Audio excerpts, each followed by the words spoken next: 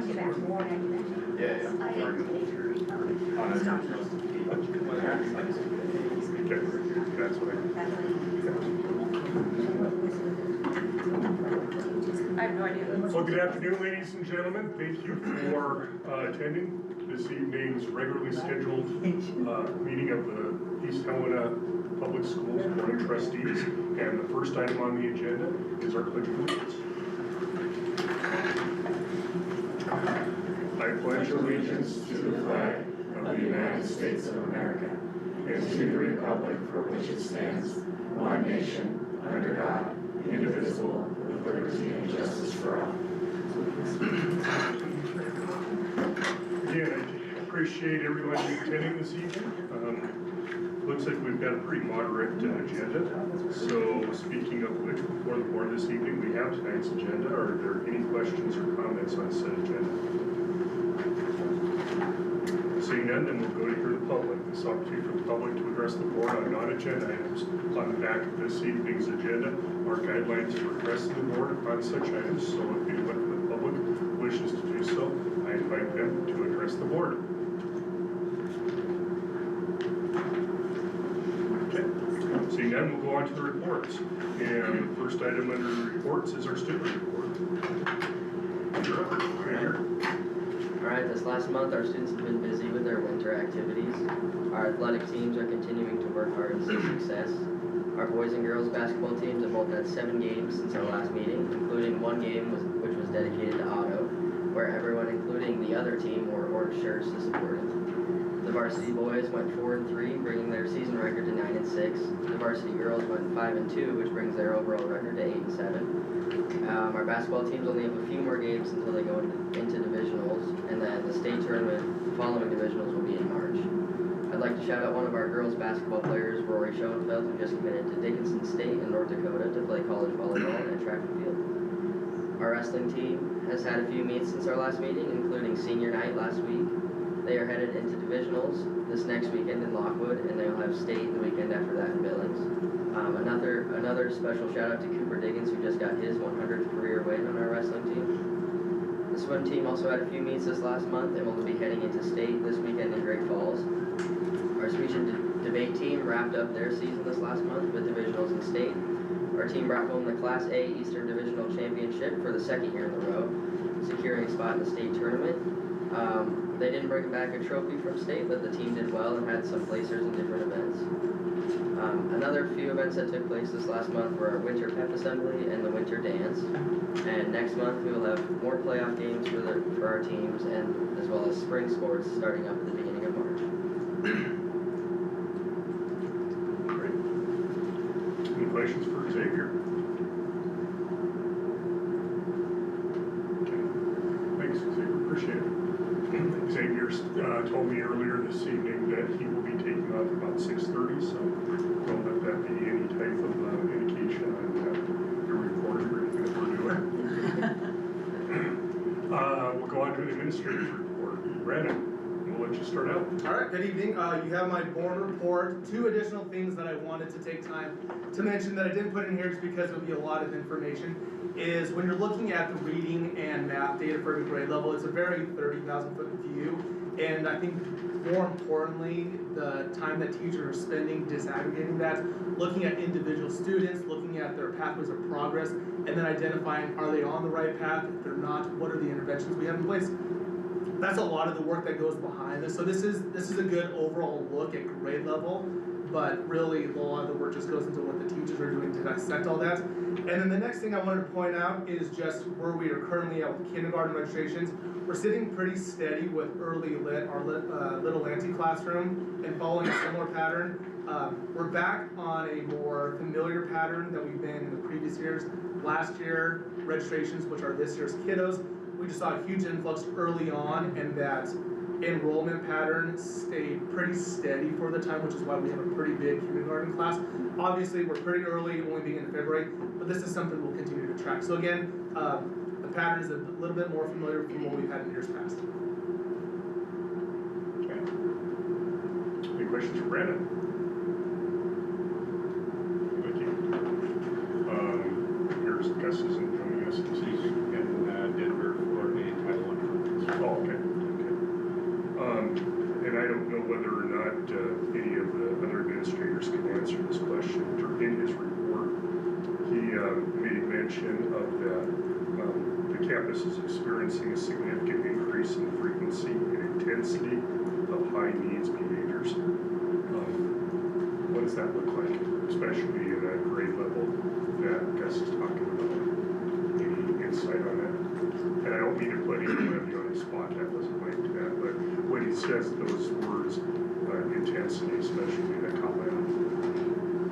So today I was there, and what that looked like were kids running away from staff, or screaming in the hallway. We had some throwing, but in the past couple months, I think, if Randy could probably help me more out with this, I think a staff member was hit by a chair, and just more impulsive, like coming at a teacher behavior. Is this something that we've seen in the past, or is this something unusual? I think it's something they've seen in the past. I know there's a few new students, obviously I won't get into any details. A few students that worked with me previously, and I think one thing to know when looking at this and just by having conversations with Gus, when him and I have talked about things that have worked for kiddos in the past, the frequency and intensity is up, but I don't think the percentage of population is up. I think it's a pretty steady number of the same students that are showing some of the behaviors. So I know their team is kind of working on kind of the same thing that we all do, of looking at the interventions that have been tried that have worked, interventions that have been tried but have not worked, and continue to work on some plans. So, but I don't know if I have any additional information other than what Lindsay provided as to like the specific intensities. And I guess that's probably sufficient. Yeah. I'm asking. Okay. I just when you use words like that, intensify, or whatever those, that's going to catch my eyes. Yeah. Thank you. Appreciate it. Okay. So, I'll be happy. What's going on at the middle school? All right, this is our 227 data from MAST. It looks terrifying, but honestly, they switched the data, or the cutoff scores. So everybody has dropped down because the cutoff scores have dropped.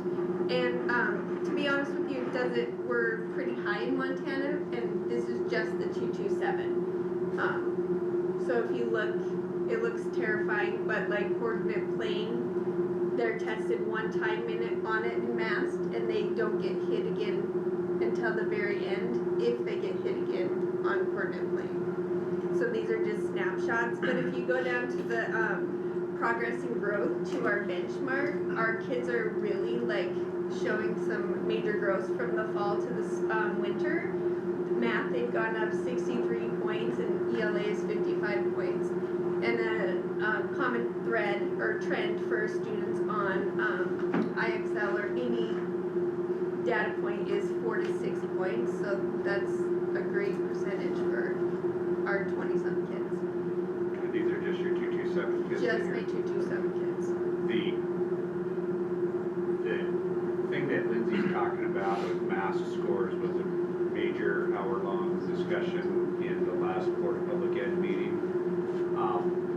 There's a ton of, I would say, anxiety, is that the right word? Consternation, gnashing of teeth among schools across the state, based on these are preliminary measurements that we're looking at up here, and that I have a very hard time controlling this mouse because it's a long ways from the computer, so if it's moving around, so obviously red is bad, green is good, yellow is middle of the road. So when you have 100% of your kids at level 1, that means they're at basically performing at the lowest level against that standard. And the conversation in the Board of Public Ed meeting was that they were discussing OPI's state level reports, and the one number that jumped out at me was third grade reading was like 3% of the students in the state of Montana were at or above or meeting the benchmark for this time of the year on the MAST assessment. And the members of the Board of Public Ed and some of the superintendents that commented were questioning the validity of the assessment when we have parents who read with their kids, who know that their child can read, and teachers who are reading with the kids. Hannah from Whitehall, she's like, I go down to the classroom, I sit next to these kids when they read, I know what they can do. These this result is not accurate. It was a really heated conversation in the Board of Public Ed meeting, and so I think you're going to hear a lot more about this data and these results and this entire assessment system. It was designed to be really advanced and do a lot of incredible things for us, and there's a lot of frustration across the state over not just the results, but the amount of time that it takes to implement and administer the test,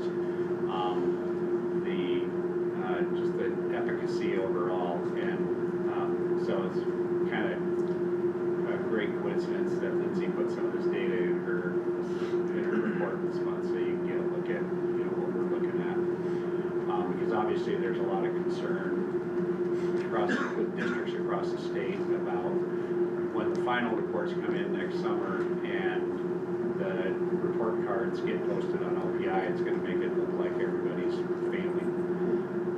So that's just going to be a concern that we can be aware of. And if you're really curious and have an hour of time to just blow and want to watch the Board of Public Ed meeting, I can send you the link.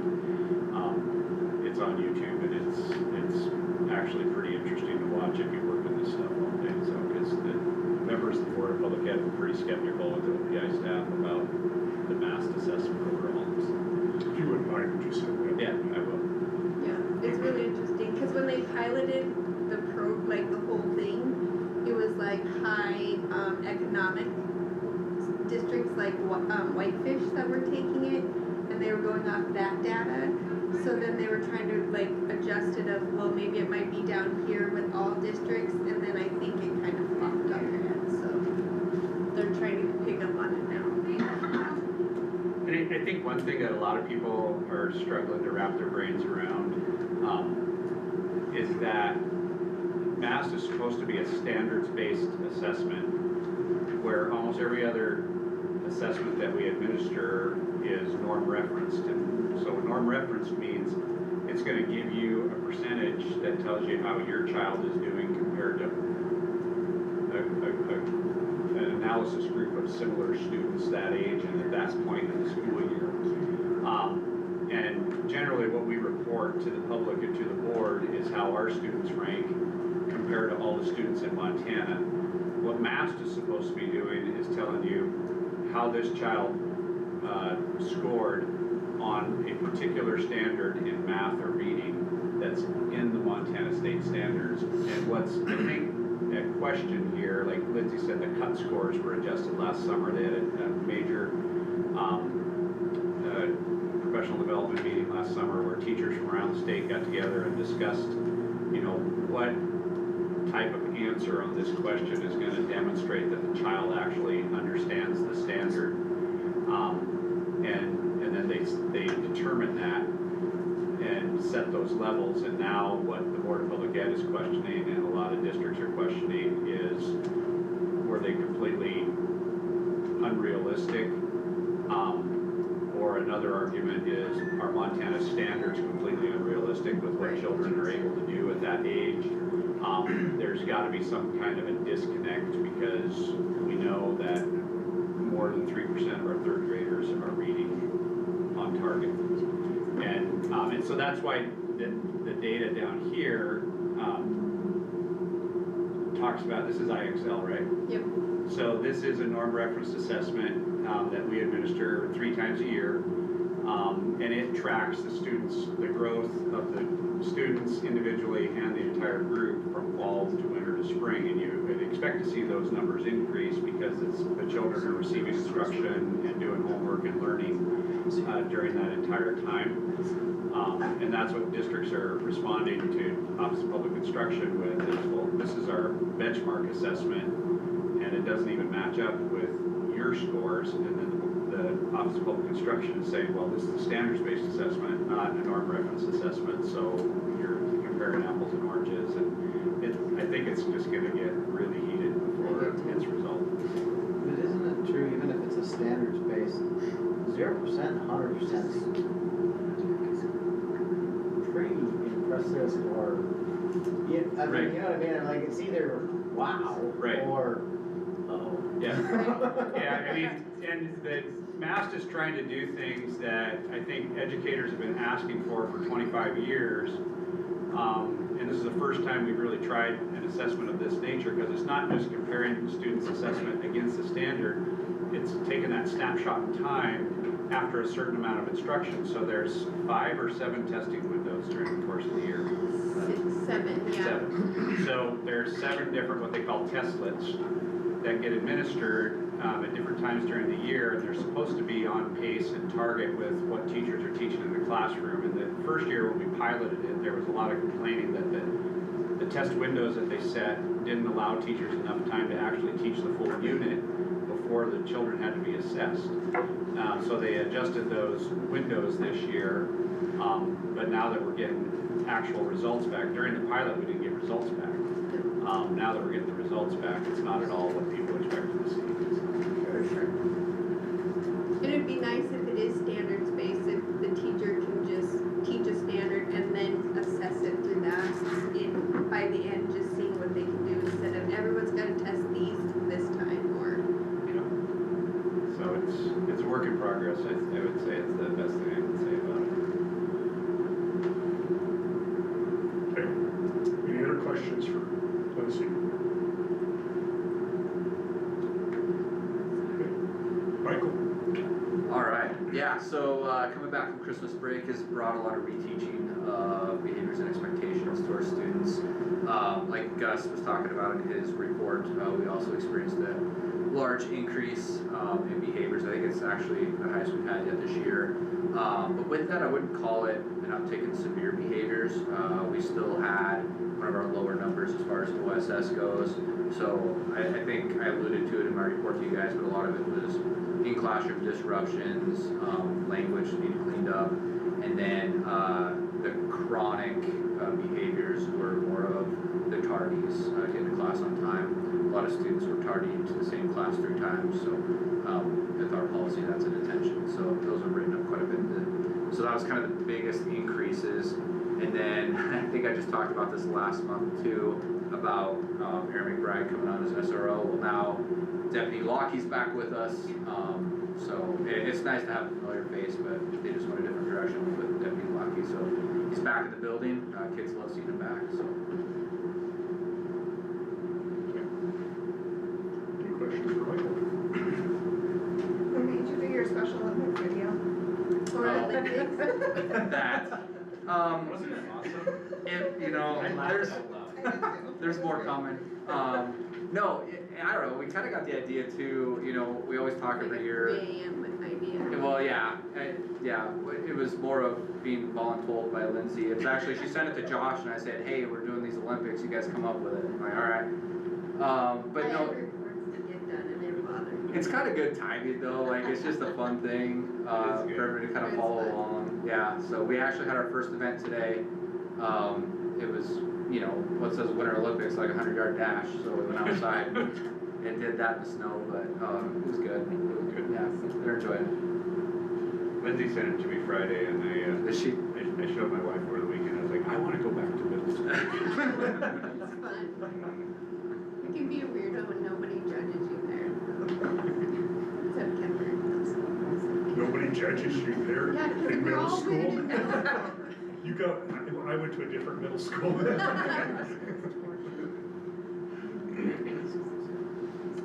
Any other questions for our middle school, non-judgmental school? Seeing nothing, we'll go on to the high school. Paul, what got going on? Yeah, so got my report. We were hoping to have the calendar here this month. That's not going to happen. We'll have it for next month. Just a couple of little small issues with it. Yeah, that's about it. Big day last Friday. Those of you that were there for the Orange Out Friday, it was just a massive occasion. And I've never seen the place so full. It was very gratifying. Any questions for Paul? Rich? So you have my report, first part's about discipline. I will tell you, last Friday's Club Assembly was so much fun, and then we went right into the game and had another game on Saturday. Our students have a lot of spirit, and it was a lot of energy and just a lot of fun. And huge shout out to Krista Schoenfeld and Brett Johnson for putting that together and having so many things recognized. I think is the most important part. We don't just recognize our school sports, we were announcing outside sports as well and making sure we were announcing as many kids as we could, which was a lot of fun. Down at the bottom of my report, I have a shout out to Deputy Stoltz. This last month was probably a little more challenging, but also showed how incredibly important it is to have an officer on campus. And one who is as responsive as Stoltz is. We had a situation that could have been a lot worse than it was, and it was because literally a student saw something unsafe, felt comfortable, and knew to call the office, and Stoltz was out in our parking lot in less than 2 minutes.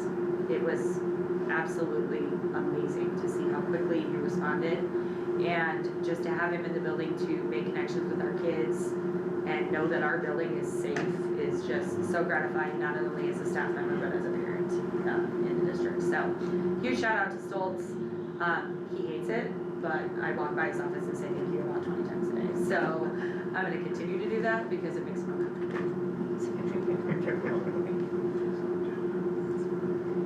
That's it.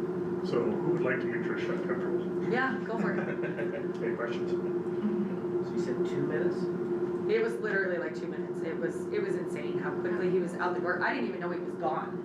And then he was walking somebody to his car. You should ask So I him was what like, the response time is from Lewis and Clark County and see if it's better. I should. I will ask him that. And then the next time you see Leo, you can let him know. I will. Okay. Sean? It's all in my report, but it's amazing. Winter sports are going phenomenal. Wrestling the other night, the student section was amazing. It was a glow in the dark night. The girls had a close loss, 33-36. Was that right? 33-36? Girls lost? Oh, yeah. And then the boys dominated over Park. It's just amazing thing, you know, a couple years ago, we used to take us longer to set up the gym than to have a wrestling match. Just the growth of that program is amazing between the boys and girls. I mean, basketball the next night for the auto thing was amazing. Our crowds were amazing. Just our girls and boys, all of our programs, swimming this week, everybody qualified for state, so they're going to state this week. The divisionals for wrestling start this Friday. You know, we have a ton of kids that are doing a lot of good stuff in our school. And if senior wrestling is 6:30, we could go at 6:30 because I don't want to miss anything if you guys are good at that too. All right.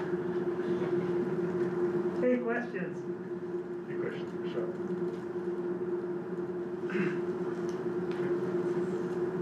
Eric? Good evening. Yeah, my report as well. I only have a couple updates. One thing, we got the calendars all built and everything for next year for the school year, so registrations are going over. This is, I think, the first time that students are able to go in and choose their own class. I was working with counselors with that, so we did part of that today. They said it went really well. Hopefully that'll clear up a lot of time they spend on spreadsheets. And then NCC conference at the end of the month. So I have. Any questions for Eric? I just want to thank you for the hotspots on buses. Just acting so quickly on that. What those students have. Another update. We did put in the order for those, so those are coming. So You did? it wasn't put in the order for those, so they did give us a trial period, pretty lengthy one, actually. And it worked very well. Yeah, so that was a great solution because of the portability of the devices, and the cost was way less than we anticipated. And we maintain our compliance with the Child Internet Protection Act through this company, so it was a good solution. Cheaper than a hotspot for Verizon. Yeah. And you can have more people connect to it. It's shocked. Yeah. It works really well. Okay. other questions for her? Okay. Seeing none, we'll move on to our trustee and committee reports of the board. I don't believe any of the subcommittees we got. Any of the designated subcommittees. Is that correct? I don't believe so. Okay. And we want to talk about the survey right now. Yeah, we can definitely do that first. Do you guys get the MTSBA emails to your board trustee account? So did you get the link for the survey? I think was it from Deborah? Yes. And it came in, I think, Friday or Saturday. So it's a member survey from School Board Association for trustees, superintendents, business managers, administrators. And it basically just asks a bunch of questions about your satisfaction, there you go, with the services that MTSBA provides. So they just asked in that survey that we remind people that the survey is out there. We have until March 13th to respond to it, so over a month. But if you can't find the link or the email, let me or Scott know and I'll send it to you. Same thing to you principals. Because I don't know if you guys get School Boards Association emails. And it's just it's not a very long survey, and basically just asks you what parts of their programming that you're familiar with to rate it. We do participate in the policy program, you're pretty familiar with that. And we do use the MTSBA legal for our legal guidance. Those are two of their programs that we participate in. And if you have other questions about it before you fill it out, don't hesitate to shoot me a note. Okay. Yeah, that's great. One thing I would say, this came via MTSBA Connect. Yeah. There's a trigger, there's a box I think that you need to do because they allow individuals to make settings to receive certain things that they wish to receive and ignore those that they don't. So that might be a case where you're not getting it because we don't have one of those boxes selected for you. Dovetailing on what Dan said, historically, the state's superintendents have a lot of participation in this survey. And things that we see is that everything comes in based on a superintendent's perception or perspective. We're really trying to get more of the individual trustees' input on this, just so that it helps the board of directors develop their strategic plan, advocacy positions, those types of things. So both on the administrative side and on the trustee side, I'd really encourage you to, take as much time as you can with it. If it's just a quick perusal and a few checks is fine. If you've got time to make comments, that's great too. But so any questions on that? Okay, dovetailing into the MTSBA discussion, we had a board of directors meeting. I guess now it's been about 2 weeks ago that we met for our winter public board of directors meeting. And part of that discussion, we were talking about our advocacy positions, our strategic plan, and a big part of it was what was going to happen in the upcoming legislature next year. And one thing to keep in mind, and this is something that we need to take note of, is that they're anticipating about a $250 million shortfall in next year's state budget. And as a result of that, the board of directors and the MTSBA is looking at more of a protect what we've got type of a position, as opposed to trying to provide a larger, let's see, additional funds that we can get. We'll see on how it plays out, and that $250 million is an estimate at this point, but it's a structural imbalance that they've got that they will have to likely address. And then talking about the legislature, about 2 months ago, this is on a personal level, so just if you'll indulge me, 2 months ago, I made an announcement to this board, in these meetings, that I was running for House District 84 in the Montana legislature. About 2.5 weeks ago, based on some personal decisions and some changes that are gonna happen within my life, I decided to suspend my campaign, and I am going to withdraw from that election. So I will no longer be pursuing a seat of the House District 84. That does not mean that it's going to change anything that I'm doing here within this board. Sorry to disappoint you, But no, I'll continue to serve both in this capacity on this board as long as this board and the voters of the East Helena School District decide to keep me in. I'll continue my role on the MTSBA as well as my role on the COSME Board of Directors. So that's not changed at all, but it's just not something this time that I was ready to tackle with all the other changes going on. So. And that is all I have. Is there any questions on the board? The committee reports of the board. Okay, seeing none, then we'll move on to strategic planning and our scanning for the district's future needs. I don't really have much other than in your stack of printed material tonight should be a physical hard copy of the strategic plan. I thought it'd be maybe convenient if you're tactile to have a copy to take a look at, scribble ideas on. There is one posted on our website too that I can point you towards if you want the electronic PDF version. In fact, I think I'll just email it to you guys too so you can save it to your device if you need to. But the first meeting for our strategic planning will be February 24th. It's a Tuesday night. I think we'll designate East Valley Middle School Library for that. I haven't cleared that with Lindsay yet to make sure it's free, but I'll try and remember to email you about that tomorrow to check the calendar. And then we'll meet a week later on March 3rd, and then the March 10th meeting is kind of a if we need it meeting, so we'll see how much progress we make on the first 2 nights.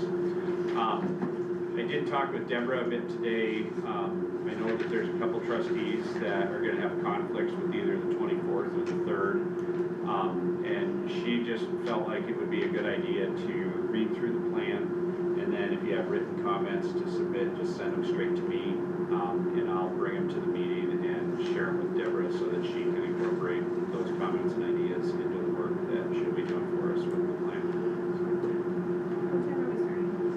What time are we starting? What time do you want to start?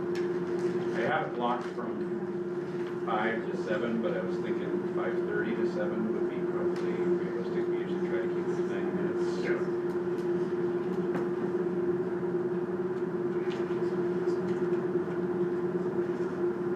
And does that fit? Everybody's. And we could look at that too.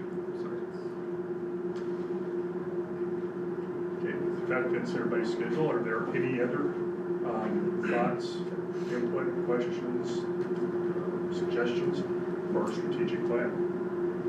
Perfect. I look forward to this discussion with Deborah. It's been a while since we've blown the dust off of it, and I think it's critical that we take a look at it. And it'll be really refreshing to get Anthony's perspective on it as well.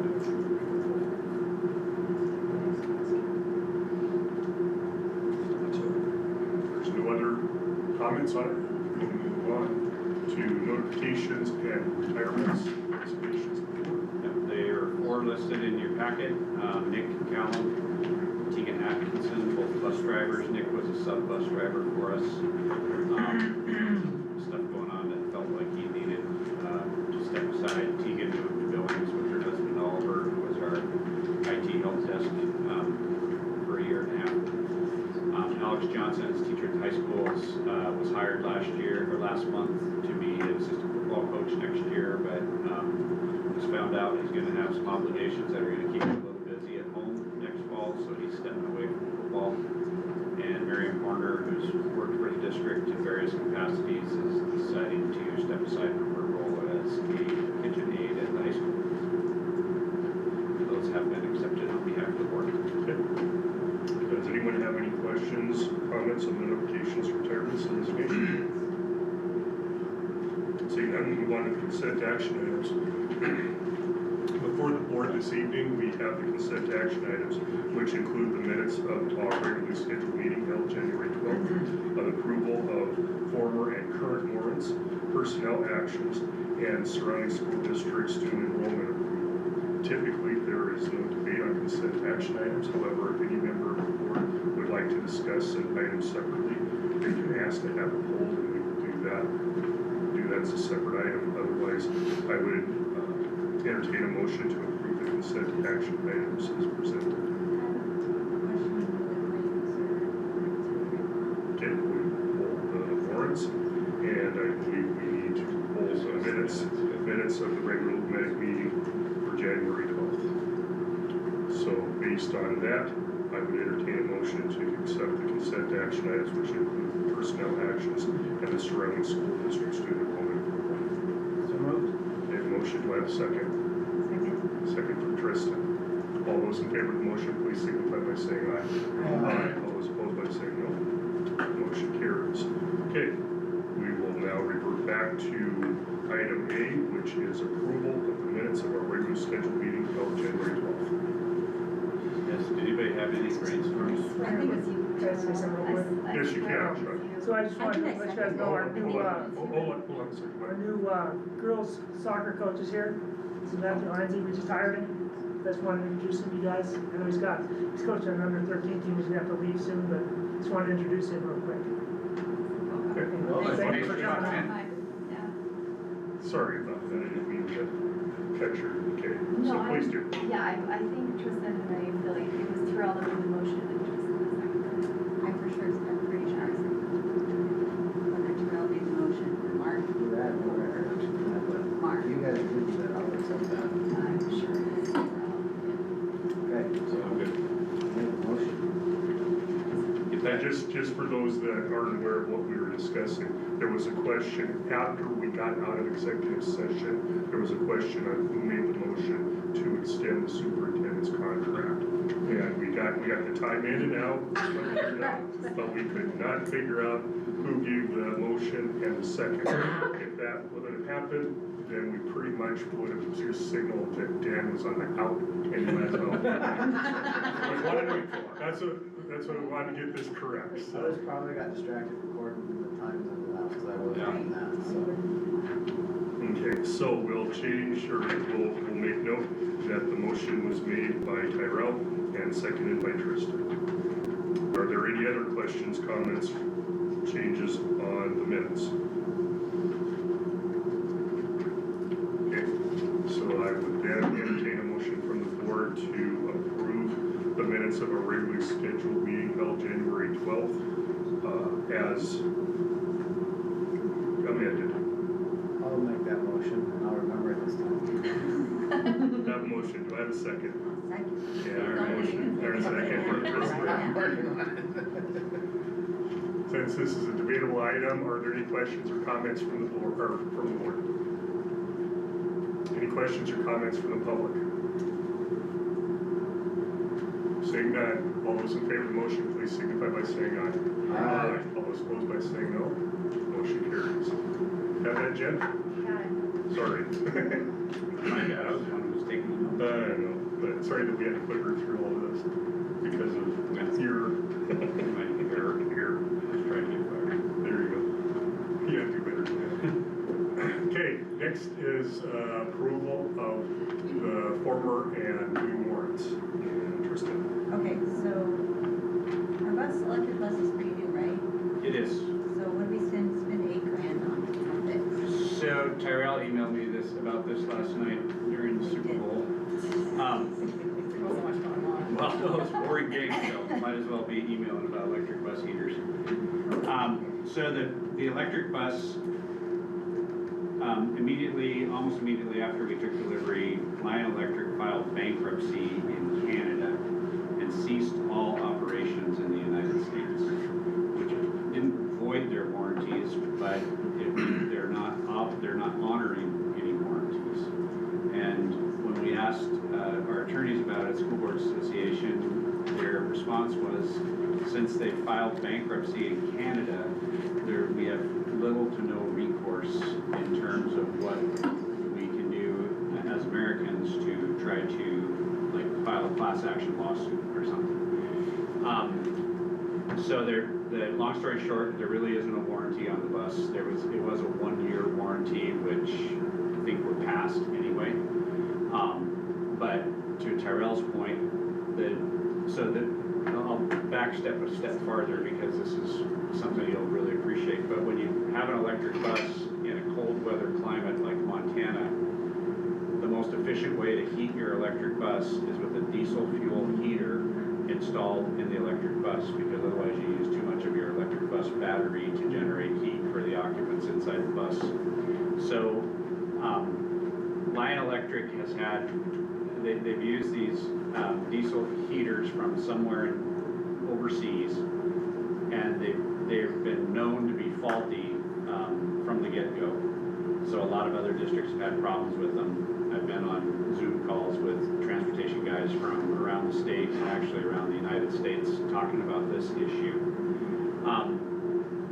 And our heater on our bus hasn't worked since we got it, which means after about the end of September, it's really too cold to put kids on the bus. And the first year we had it, we were using it out to York and back, and we just couldn't put kids on there in York and have them ride all the way into town in the morning in that cold bus. So the bus was pretty much unusable for most of last winter.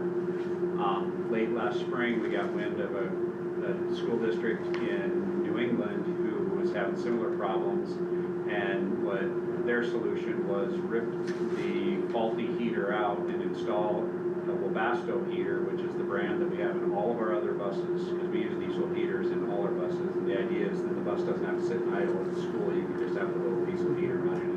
It's way cleaner. So we pursued having that done with our bus here. Problem is we had to take it to a shop to get it done and pay shop rates to get it done. Versus this place in Vermont where they have their own shop and their guys just worked on it when they had free time and got it installed. The heater itself is about $2,800 to $3,000. In the meantime, this is turned into a lengthy explanation, but it's worth it, I guess, since it's a lot of money. That we got word of a company out of Colorado who now has bought all the proprietary software from Lion Electric to update and fix electrical issues or programming issues with the buses. And they are a dealer for the heaters that come stock in the Lion bus. And so I thought I had a fast one to get a hold of these guys out of Colorado and have them come up and look at the heater and get it replaced or fixed under warranty, because they were a dealer for that heater.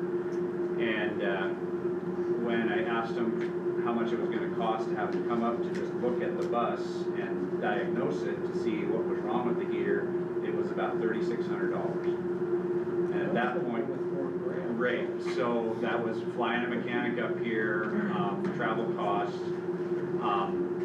all the related expenses of bringing somebody up here to look at it. And after dropping $3,600, we still wouldn't have a heater that worked. We just know what was wrong with it. And then we would either be buying another heater or buying the parts to fix that heater, or maybe they could be replaced under warranty. And so at that point, it didn't necessarily make sense to us to blow $3,600 on a diagnosis when we knew we could spend $7,000 or $8,000 on a known commodity that would work in the bus. And so that's what we did, was we bought the Webasto heater and had it installed at one of the diesel shops in town. And they finally just got it done and we paid the bill on it. That's how that happened. And it works? Yeah. Good. Works great, they said. My kids say it does. Is that right? Yeah. How does he have any hair left? What's that? How do you have any hair left on your head?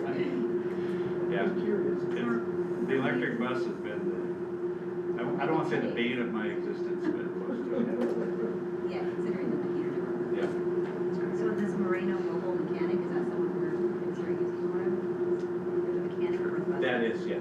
That's He's local. like instead of the other place? Yeah. Because he looks Yeah, when he can cheaper. come, he will, and apparently he doesn't care how cold it is, which we haven't really had much cold weather. But because that's the problem, is we don't have a heated shop for him to come and work in when he comes to our site, so he's out in the middle of the parking lot. So on He can things, do almost anything. well, nothing that involves a hoist or heavy duty lifting or anything like that. A lot of diagnosing and simple fixes, yeah, he comes and takes care of it for us. Yeah. Yeah, he's been doing some work for us. And then you had to buy a new refrigerator for one of the schools. Yeah, that's here at Eastgate, and it just failed. It's expensive business. Yeah. Okay, that was it, that was. Good, good catch. It really was the electric bus. Yeah. It's like, dear Lord. I know. It was really what, had 60K worth of. Yeah. So the diesel program out of it, we bought a diesel one, maybe 200 plus. Last one was So they're still good in the end. for Yeah, I mean, now. otherwise it's For now. working great, Yeah. Wait till the batteries. unless you want the heat on, which now we have that too, so. Cool. Thank you. Yep. So at this time, I would entertain a motion to approve the former current orders. I'll make that motion. Motion to approve, so I have a second. Second. Second from Mark. Questions or comments from the board? Questions or comments from the public? Seeing none, all those in favor of the motion, please signify by saying aye. Aye. All those opposed, by saying no. Motion carries. Okay, we'll now move on to our first item under unfinished business, and that is a presentation from our calendar committee of the impacts of 4-day week on our K-8 schools. Okay, so the calendar committee is kind of divided and conquered some of this work, and so one of the things they asked was the elementary and middle schools to go back to their buildings and work with staff and bring some information back to the board on the concept of 4-day school week. And Brandon and Rosie, I think, are going to talk about this. Yeah. I think everyone has a copy of like our one pager. Yes, no. Looks like this one right here. If not, I made extra copies. That's okay. I'll put it at the top of your stack.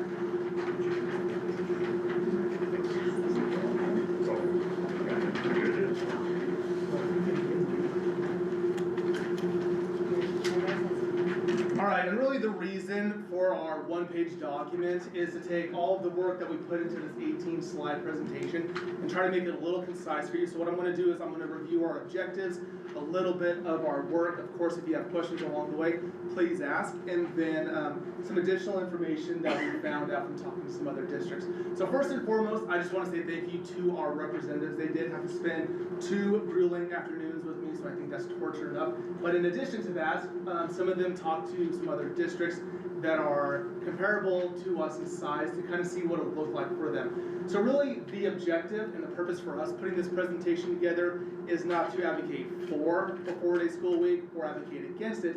It's merely just to provide information to the board and information to anybody else who would be interested in it. So we try to get pretty good representation from across all elementaries, Eastgate, Brickley, Perrin, Bradley. We're represented from every grade level, different specialties, admin, instructional coach.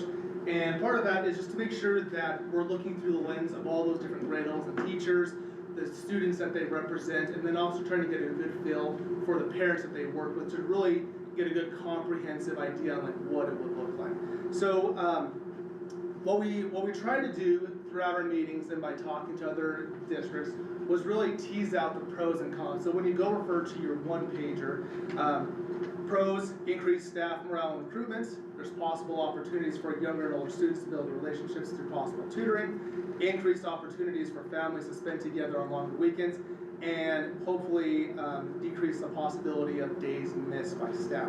And then with anything, you know, there's always cons. So just through the conversations that we had in our committee, conversations that we had with our districts, longer days might be more difficult for younger students. If a student misses a day, that's going to equate to more instructional time lost. A longer day could mean less family time in the evenings, and childcare on Fridays might be a hardship for families. So when we talk to other districts, we talk to Sydney, Dawson, Kate talked to Miles City, so feel free to chime in a little bit. There really was a mixed bag of feedback from those districts, but overall what we found is there was a positive response to them moving to a 4-day school district, there really was not a significant impact on academics or behavior. Some things that were noted is that attendance did seem like it improved a little bit for staff and for students. And I think one thing, through talking to these 3 districts and talking to some other districts who are in a 4-day school week, the reality of it is, if a district goes to a 4-day school week, the district has to plan based on their own needs and dynamics. So hypothetically, if we were to move forward to it, the reality of it is our version will look a little bit different than other districts. So one of the slides, it's the wondering slide. Through this process, yeah, right there. Sorry. No, you're good. Might be able to talk myself. Through this process, there are just some additional questions that got fleshed out, and I think the reality of it is, we've done some work at the building level. There's probably some questions that operations and central office might have to answer because we really don't have those answers. And just what we would just need to continue to do is gather more research. So then on the back of your quote-unquote 1-pager, which I guess makes it a 2-pager, are just some examples, and I really want to highly preface that this is just what it could look like for instructional time, seat time, time for staff, and we really tried to compare to what we currently have for students, for teachers, for classified staff, for secretaries, for tutors and pairs, and then what it would look like if we went to just a 4-day week. And this version, again, an example, is really like a true no Friday. So for example, we have a Monday coming up that we won't have school in February. Students wouldn't have school on that Friday, so that would technically be a 3-day week. So some districts that we've talked to, in those scenarios, they didn't have school on a Monday, but they had school on a Friday, so they still went 4 days. So this middle example is really just truly bare bones, but then you can see what that equates to is a really long day for everyone. And then the last example is just what would it look like if we did in-service days for staff. So again, just examples. In the presentation that I think you have in your board packet, Dan, you scroll towards the bottom a little bit. Right. There's the feedback that we got from talking to the other districts. So when our representatives reached out to them, they asked a series of questions. So they were looking, we were again trying to figure out what did it look like for student achievement, for academics, for behaviors. We wanted to find out what did it look like for the overall culture of the school, the overall culture of the community. We were really interested in finding out how they provided meals, because I think one common concern for us is that for a lot of our students, schools are the safe haven where they go to get food, they go to stay warm, so that was a concern of ours. We asked a little bit about special education, and then just kind of the overall timeline to make the change, because it is a big change for any district to undergo, and then just information on staff recruitment and hiring. So in a nutshell, and I know that was really quick, that's the work we've done so far. I'm happy to answer any questions. Kate's here too. She represented the Little Auntie crew, so she can help answer too. Okay, does the board have any questions? Go ahead. Yeah. One, on your wonderings under note 4, you're talking about looking into rules and MDOT with regs and plows and buses. Can you expand on that a little bit? Yeah, absolutely. So one of our representatives brought up in a district that they formerly worked in, there was a guideline that buses couldn't be on the road within, or buses had to wait so many minutes between the time plows were on the road just to ensure that roads were clear for traveling students.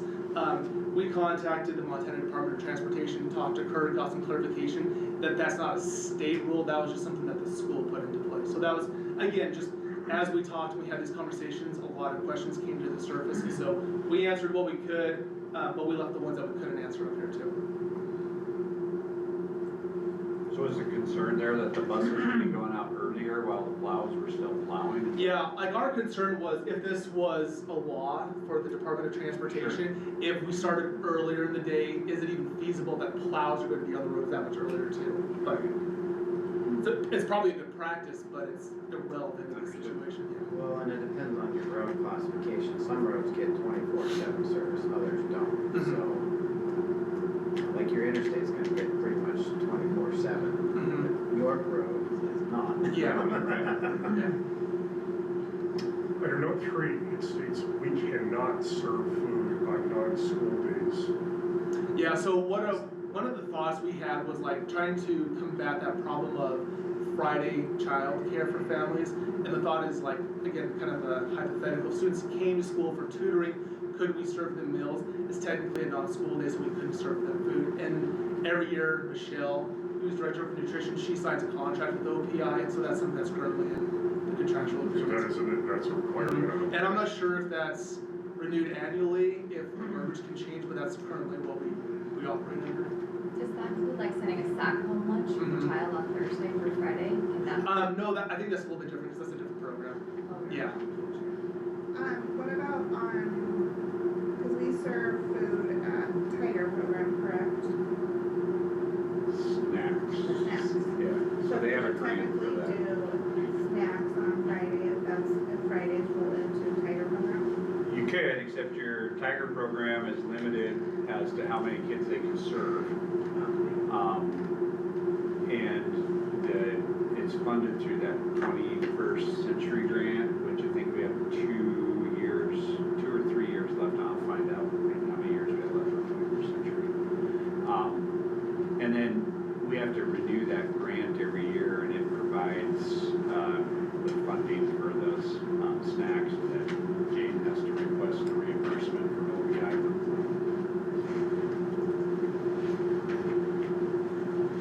And I don't think that, it's not that the kitchen can't serve food, it's that your free and reduced lunch kids aren't gonna get reimbursed through the National School Lunch Program for days when there's no school.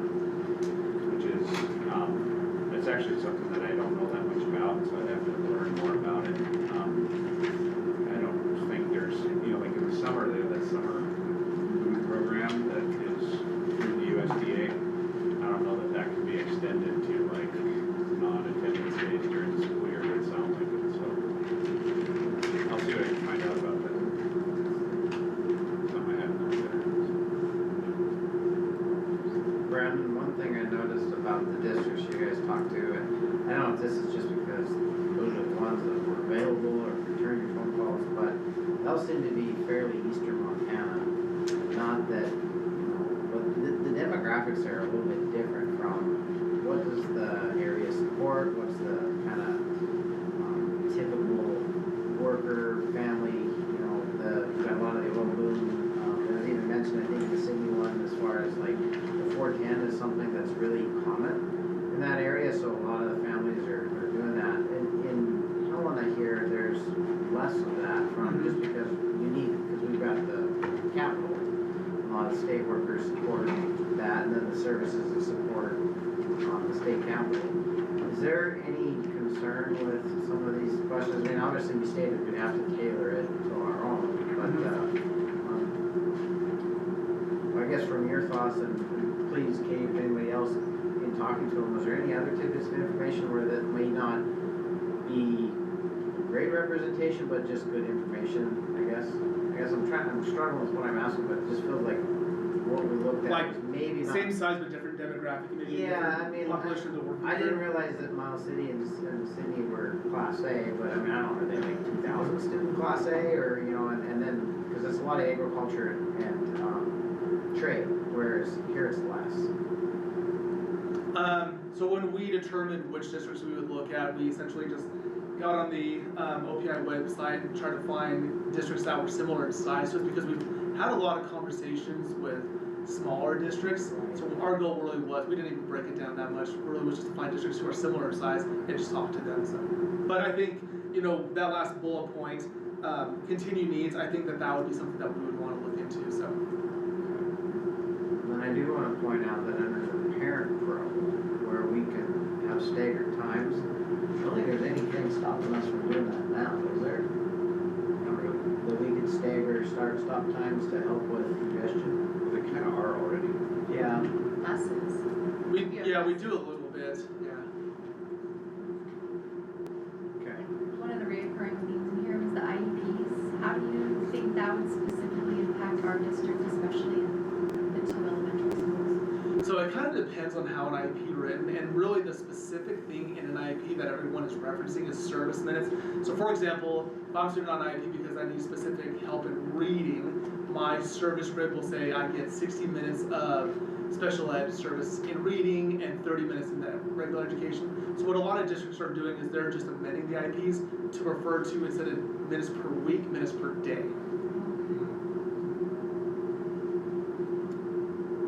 And finally, I did notice there was something between the districts that pretty much all the kindergartners really struggled with, going that longer time frame.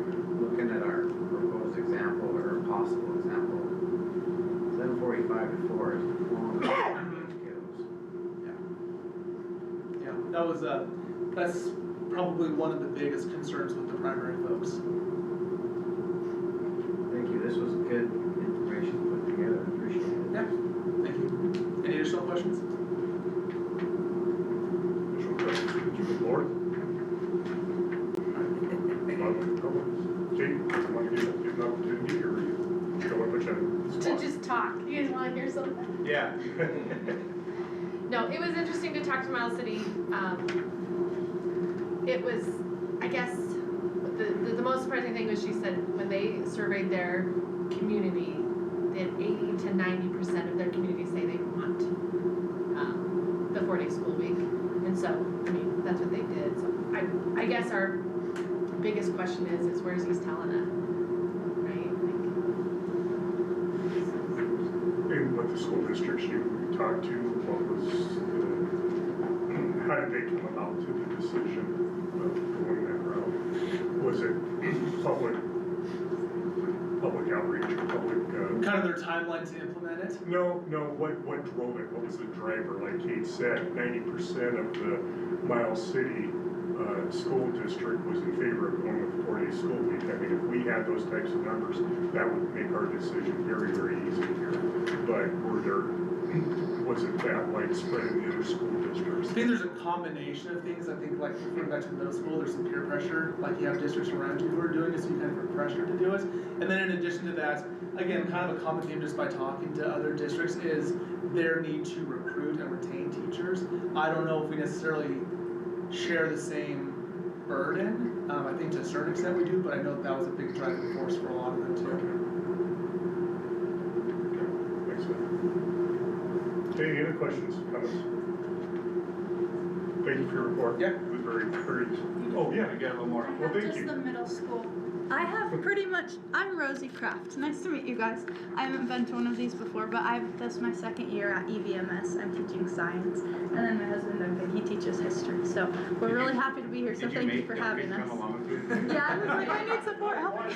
No, he volunteered. He actually volunteered to come with me, so kudos to him for that. But thank you for seeing us tonight and hearing what we have to say. I didn't do quite as in-depth of research as the elementary and the high school. They both did incredible jobs giving you guys a lot of information. I'm kind of piggybacking more on the side of specifically the staff concerns from EVMS and kind of my initial responses based on my initial research that I've done. I just joined this committee like a couple weeks ago, so I'm pretty brand new.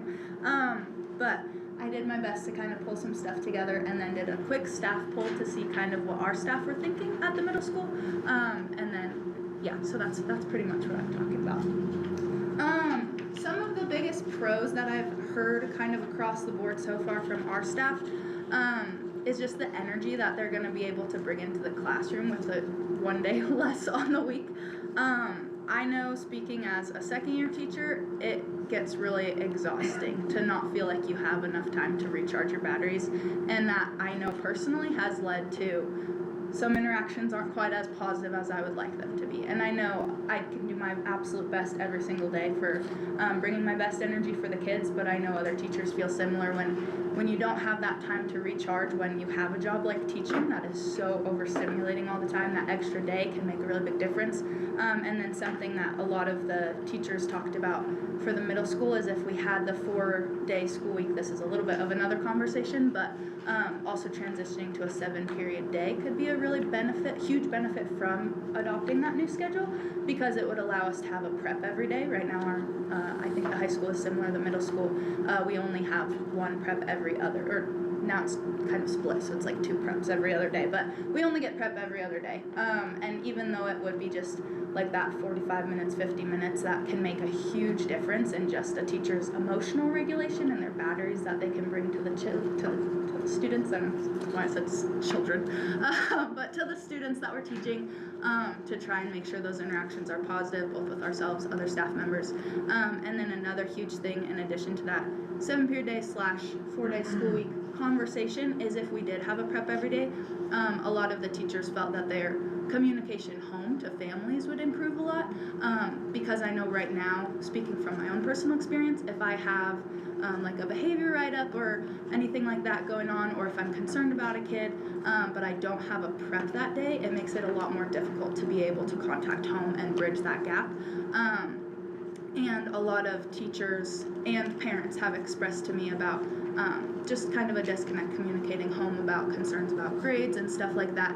And if we did have that prep every day, or if we had that extra Friday that, I mean, hopefully teachers would be using their break to take a break, but even just having that little bit of extra time to bridge that gap between school and home could be really, really beneficial for both the kids and the parents and the families and everything. So those are kind of the biggest pros that I had talked about. And then one other thing that one more thing on the pros. One other thing that a lot of the teachers were concerned about in just our poll was the academic regression from moving to a 4-day week. I guess the thing that I thought of with that is actually if we were able to switch to the 7-period day with this new schedule, I think it would actually improve the academic retention a lot, because right now they already have a 3-day weekend with certain classes every other week because we're on the block schedule. So they would have their B-day classes on Friday and not again until Tuesday already. So they're already doing that break, but if they had the consistency throughout the week of having that class every day, I know my kids still make faces at me and call me crazy that we have a test and they didn't know there was a test, but I did tell them about it for about solid 2 weeks. But they don't remember because they have the gaps in the days. So, just having those, that consistency could help as well. I guess the cons, the longer days were a big con, but again, if we had a prep every day, I think that would almost negate that con, because it would give teachers that minute to breathe a little bit, to organize and get some items done. And then students missing more classes of when they're absent, they already do with the block schedule, they technically already have that same amount of time of content covered. It would just be a greater variety, which could potentially be good, so that it's like shorter chunks of material, but I know that was another concern that some teachers were worried about. And then the family concerns as well with the childcare on Fridays, that was something I know Mr. Crusoe and his team worked really hard to work around and talk about, and I think we share very similar sentiments to the elementaries and the high school on that one. These are kind of the main staff concerns that we talked about, which I kind of just talked through everything with that, and I think you have heard about it. But if you guys see something on there that you want me to talk about, feel free to let me know. I think the two, if you actually skip down an extra slide, sorry, I should have put those in opposite order of the poll data. I did a poll of just our staff. We have the today email that gets sent out of just our schedule for the day. So I just sent it to that one and saw who responded, and there's about 47 emails on that one. That includes teachers, paras, support staff, our amazing secretary, everything like that. And so out of that, we got 21 responses, so about half, and of those, only 2 people said that they were not in favor of moving to a 4-day school week. And of those 2 people, now if you go back the one slide, please. Of those, 2 slides. Thank you. Okay. Of those 2 people, the biggest concerns were like the food insecurity and then the length of the day. That's why I put the stars there. Those were the 2 concerns that the people that said no were most worried about. Okay, now the other districts. I did not have a chance to do quite as much of in-depth seeking from other districts, but I did find a couple of really good information articles about just kind of general research across other states, and then I found a really, really good one about schools in Montana. Of the general research in the other states, they found student achievement, attendance, and teacher retention tended to be pretty neutral across the board. They didn't see a huge shift. Negative points were the childcare on Fridays. It seems like across the board that is just up to each district. That's just kind of a challenge that they have to take on and figure out what works best for them. But then the positive points were across the board, everybody reported a lot higher morale of the community and of the teachers and the students. And then specifically in our area in Montana, they reported actually higher retention rates and less of the emergency hires, which could be beneficial for our district. Then the biggest one that I found interesting was they actually had a lot less of teacher burnout. There was a report in the article from one of their younger teachers, like myself, who had talked about how in her first couple of years she didn't see herself working more than 5 years in education just because of the demands of the job. It is very all-consuming job for sure. It's very emotionally draining, which is something that I've felt a lot this year. And I honestly had a similar thought process to that as I was reading that article. I was like, oh, that has crossed my mind actually. I don't know how long I could last in education. But she said that as her district moved into the 4-day school week, it did make a huge difference on her energy every day and her satisfaction with her job, and she felt like she could last a lot longer in the profession. So I know at the middle school we have a huge population of young teachers like myself, and we want to be able to be there for the kids as long as possible. So if this is a way that could make that more feasible for us and more manageable, that would be amazing. They also said that students who participated, they had an extra catch-up day. The main places that they talked about in this article were Havre, Roberts, and Laurel, right outside of Billings. And then I think they also mentioned Belgrade outside of Bozeman, if I'm not mistaken. They kind of ran a catch-up day on that Friday where students could come in optionally for extra tutoring and help on homework, and they reported big improvements in GPA of those students and of completion of work. And then they really appreciated that catch-up day, so that those students did. They felt like they were a lot more involved at school. They felt like they were understanding the material better. And I think they had teachers volunteer to work that extra day for a potential extra pay, kind of like the enrichment classes or the lunch duty that we do, or like the tutoring. I guess that's a lot more applicable to that. And they had actually a waiting list of teachers that wanted to work that extra day. So I don't know if that's something that could be a potential solution for our district for the Friday, if we were to offer that to the teachers. And then they didn't notice a noticeable difference in academic performance. They did see a lot of higher graduation rates from moving to the 4-day school week. And then they needed to work on support and intervention stuff. They did the support and intervention half day in Havre as well. And they were able to have food provided. And on that note, I also had we have a sub in our building from a long-term sub who's filling in for Holly, right, for Holly Sommerfeld. And he actually came from Townsend, who does a 4-day school week. And he said they had a grant each year for the food on Fridays, which was how they kind of solved that problem. He said the only thing was, they had to make sure they were keeping up with it and reapplying. So as long as, I think if we were on top of that, that should be potentially an option for that. And improved GPA in Havre. And then you guys saw our poll results. And then I guess just the final notes of everything that I was thinking about as I was building this presentation. No matter what gets decided, everybody's gonna have an opinion one way or the other, so keep that in mind as you guys are deciding on whether we move forward with this or not. And then also, both sides present their own challenges. It's just that we're more familiar with some of them than others, so which ones are we wanting to handle? But either way, we just really appreciate you guys listening to all of what we've been able to put together and helping us with this decision. And yeah, that's all I got. Do you guys have any questions for me? First off, thank you. Yeah. Second off, could we get a copy of your presentation? Oh, staff? yes, I will. Well, she did. Here's this one. It's in more packet. Here's a few. Or was it David's extra? Okay. There we go. Oh, Thank you. perfect. Thank you.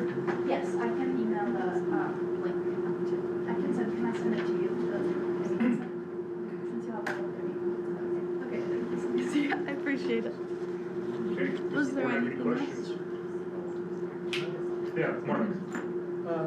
This poll data, and I could be wrong, I don't know, it was sent to 47 people.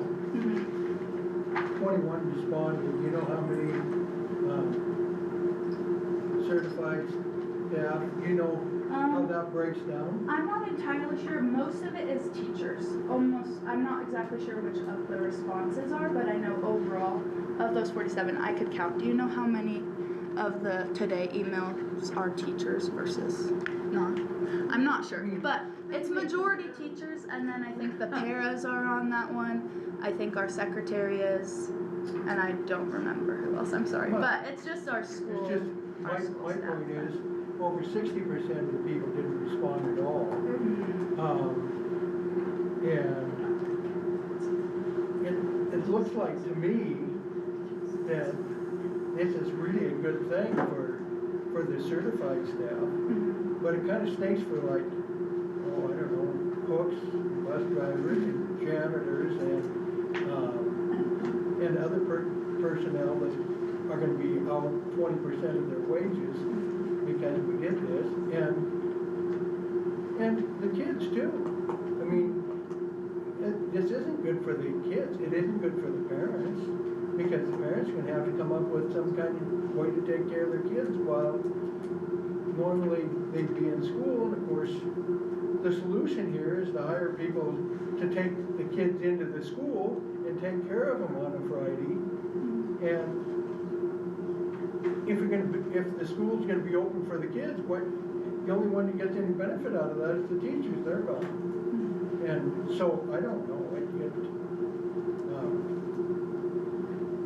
You know, if I looked at those numbers, 90.5% liked it, and only 5% or 9.5% didn't, I'd think, wow, it's overwhelming. But the fact that 60% didn't even respond tells me that, for the most, I'm just guessing, it's telling me that they're thinking they're going to take it in the shorts because they work by the hour, not by the contract year, and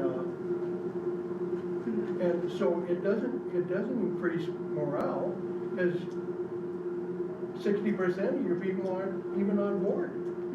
Thank you. Can't say that they're not on board though if they didn't respond. Maybe they need that extra day to have time to respond.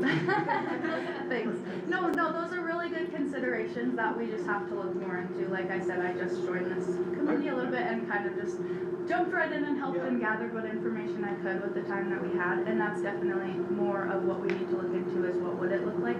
I believe the elementary did a little bit more of a breakdown with the other, did you guys do any of that with the certified or the classified? Yeah. We did. Can I say something? Thank you. And obviously I didn't do this presentation, but what I've been leery of sending anything out to staff about as the union is we don't know what it will look like. So if we had a plan, if we knew what the day would look like for elementary or high school or middle school, we could then poll and get people's opinion. But it's dangerous to say, do you want a 4-day school week? When we don't know if we're working 7:45 to 4:30, because some teachers with young children would have a problem with that. Or I would support the 5, you know, like we would just need to know what the board's idea of getting scheduled would be. So I don't know, like, if you don't vote, it might be, I don't know what I'm voting for yet. Right. So. And that's kind of why we wanted to bring all of these considerations to you guys so that we could see if it was worth moving forward with putting more time into doing more research and everything like that, because, I mean, we don't want to put an overly amount of time if it's going to be an immediate no. And this was also just kind of a quick temperature check of what the staff was thinking at EVMS, because why bring it to you guys if all of our staff responded no, right? So I got who I could in the time frame that I had, and I'm more than happy to continue to do more research and check with the other members of our staff. But I think Kate's point is exactly right. They don't know what they're getting, so how are they going to vote on it? Especially, well, we're supposed to decide, and whose fault is it? When, you know, I mean, we need to know, and you can come in with the 90.5, and that's a grand number, except it's a false number because it's well under 50% of the staff, and we still don't know what we're getting. So, I mean, yes. Instead of trying to sell this, which is, I feel, every time that somebody stands up, they're trying to sell this, we need the information so that we know, so that we can decide what we need to do, not buy into it or buy out of it, we need to know what the information is, because we're gonna be responsible to make that decision. Definitely. And then we have to live with it, because if it doesn't work, they're not coming for you guys. Right. Definitely. No, those are totally fair points, and I appreciate you bringing them up. That was our next step as the calendar committee, actually. We wanted to hear if you guys were open to us continuing to look into this, and that way we could send that more information out to the staff, because right now we haven't sent a whole lot out to get kind of more of the staff readings, because we didn't know if it was something worth even moving forward on, right? So that's in our next steps as the calendar committee is trying to put together a little bit more of a detailed, okay, what will this look like, and send that out to the staff so that they are able to take a better look and we can get a more accurate reading based on, with a little bit more detail, not just the initial response like I gave you, and that way we would be able to move forward with a little bit more knowledge in that. So our kind of goal with this was just to get that information out there, and you did right. So the next thing that we are intending to do, and once again, and you know, if you guys are okay with it, is basically actually map out and show you exactly what it looks like.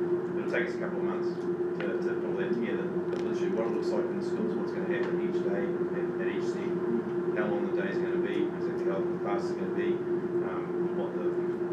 what all the contracts going to look like in terms of the support staff, and also the certified staff, and so that's the next step here. And that will take a little bit of time, and it'll take a couple of months to sort of work out how to do that with the schools. Yeah. So, I guess I got a question kind of procedurally, Dan, Scott, I guess I'm looking for some, and the rest of the board as well. We've got quite a bit of information now, as the committee's saying, that the next step is to actually map out, like, what a day's gonna look like, what a year would look like, so we know the hours, we know the start, we know the end times. Do we wanna see that back here before it goes to like an open house? Cause I mean, that was one thing that was made pretty clear, I think 2 board meetings ago, is that we definitely need to go to the public, get really good engagement on that, to get the pulse of our community.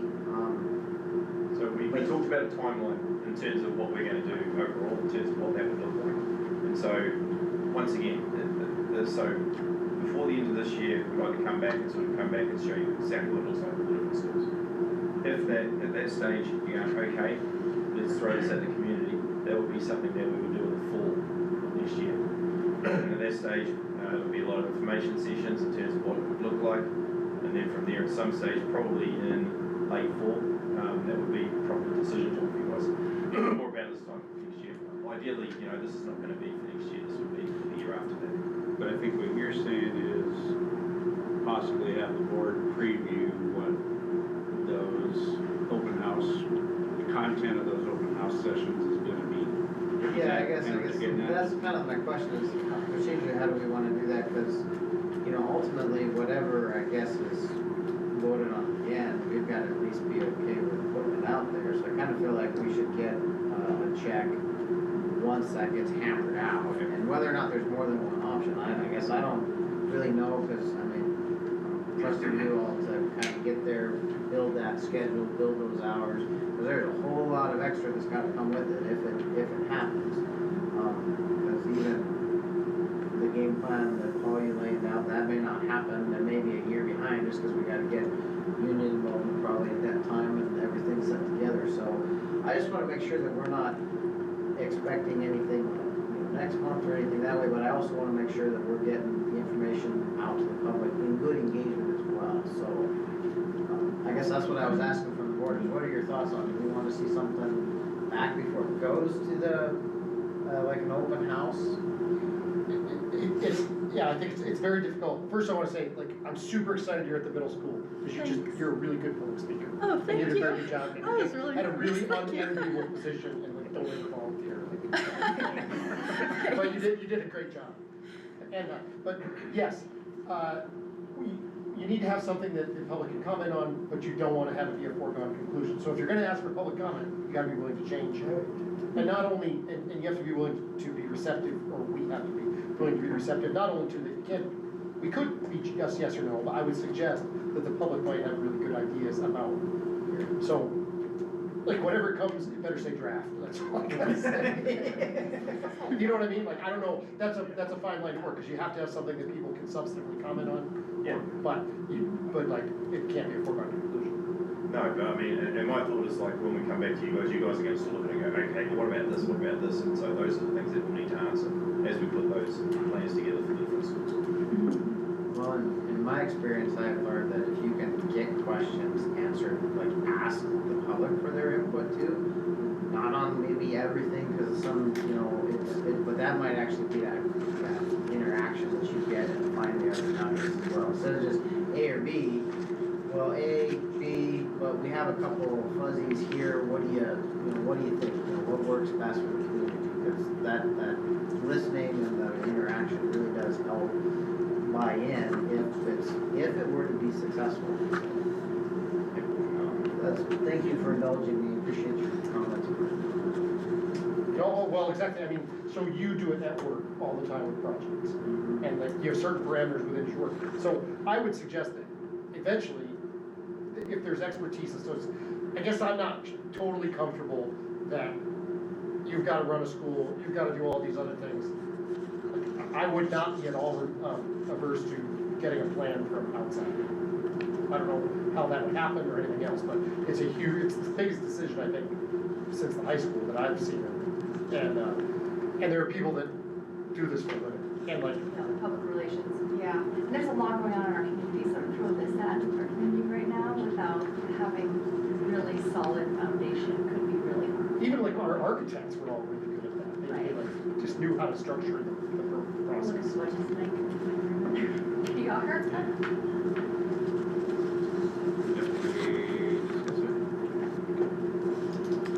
Do you guys have any other questions that I can answer right now? Okay, thank you for listening.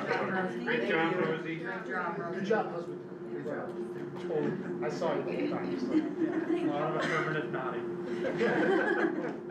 I'm sorry, are we still taking comments? This is just kind of a quick aside, not really in relation to the 4-day school week, but Rosie made a point about parent communication. And I just want to give a shout out to Ms. Morris and Mr. Kemper for our practice, the positive phone calls home. I had very limited teaching experience in the Helena School District. I was there for a few months before I came here. Thank you guys for having me. I love this place. That's the main thing that stood out to me why East Home is a little different. In the presentation, it was talking about the more opportunities for parent phone calls home or phone calls home to parents. And as a teacher who's well trained by my bosses, I just wanted to add in that those phone calls aren't necessarily bad behavior, bad grades. My favorite phone calls are, hey, your kid killed it on the quiz, your kid did really well in class, they've been locked in this week. Even if it's a little thing you're trying to milk a little bit for that parent relationship and student relationship. So shout out to them, and just kind of another cool opportunity. Like if we have more opportunities for parent communication, that is part of it, not just Billy Bob threw an eraser at me today, what the heck are you doing at home? Maybe stuff. Great. Thanks, Duncan. Thank you, appreciate all the information. Okay, if there's no other comments from the board, public, we'll move on to the next item, which is our second reading consideration of policy 1401, 2161, 2135, 2110, 3150, 3600, 5015, and 5321. Okay. That should be in the board packet. They were actually a separate item linked in the email that you got. They're on our website. I'm gonna pull it up here. These are the policies that were approved on first reading last month. I don't believe that we made any substantive changes to it. There's one minor editorial edit where a word was duplicated. But were there any other major changes to them, Jen, that you can remember? Well, we had to pick like which options, but we selected the one option on 3110, 3150. The sex education one. Yeah, we went with option B, right? Yeah, we went with the one you recommended, so. I didn't see anything out of it. Okay. So based on that, and based on our discussion that we had last month, then we can handle these as a package deal if you want. And that would be to approve those policies under second reading. Make a motion to approve policies under second reading as presented. Okay, we have a motion and a second. Second from Tiffany. Questions, comments from the board? Questions, comments from the public? Seeing none, all those in favor of the motion, please signify by saying aye. Aye. All those opposed by saying no. Motion carries. Okay, we'll now move on to the first reading of policies 2600, 3665, 4550, and 5122. These policies, if you recall, we talked a little bit about last month. There were some significant concerns associated with those policies, so that's why even though this is on first reading, it's still listed as unfinished business because we had closed it previously.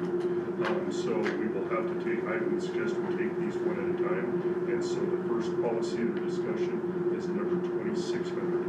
Dan, I'll let you. Yeah, so there's 3 of these that are related to work-based learning and background checks. 2600 is the first of those.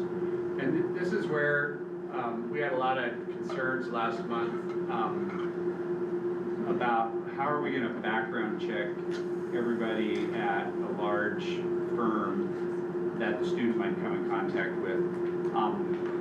I would apologize to the board that I didn't send you or remind you of the document that Scott had a copy of at the meeting last month that kind of explained those scenarios. And I thought it did a really nice job of laying out not just various scenarios, but defined what unsupervised contact actually means in the spirit of the law. And so basically, if you read through that in those various scenarios, what you hopefully got out of it is that if a child is at a work-based learning site and there is more than one adult in the vicinity of where the student is doing their work-based learning, that's not unsupervised contact because there's more than one adult there. And so in that situation, those individuals are not required to be criminal background checked. The situation that, and we have some of these situations that are going to come up with our work-based learning program, and I don't really see a way around it based on the way I read that scenario document and the way I understand the law, is let's say we have a student who's interested in becoming an electrician. Did you go off the edge? Yeah. Well, I've always been living on the edge. I didn't fall, I just stepped down a little bit. I'm glad you're okay. Let's say we've got a student who wants to be an electrician. We've got an electrician who's a sole proprietor and works independently, and he wants to take that child on as a mentee in a work-based learning situation. And so they're going to be going to job sites alone together. They're going to be riding around in a truck alone together. That is unsupervised contact. In order for us to arrange that, we would have to background check that person. And so with that in mind, I'm more comfortable with the way these were written. I didn't know if anybody had any thoughts or comments on it. I apologize because last month we brought you hard copies of these to look at. Now I only have the electronic ones here. Scott, if I may. Yeah. So, Dan, the only thing I guess I was concerned with, and it may not be specific to 2600, but it's kind of specific to the package of the policies, is do we need to carve out an exception for parents or guardians? So, for instance, I think in 3665 it talks about, on the way to a school curriculum or something like that, if a parent picks up their kid, I mean, the way it's written, it'd be unsupervised because they're under school, they haven't. I know, except they're the parent. I know, I get that, it's a nuance, but if they're working for the parent, based on. And we do have situations like that. I think it might be beneficial to just maybe in not 2600, but 36 or 65, because all of the definitions in 65 apply to 2600. Okay. We just put in, and I've got some language here, but we'll just put in where they're exempt from the requirements, just so it's very clear and there's no ambiguity. I could totally get behind that. Otherwise,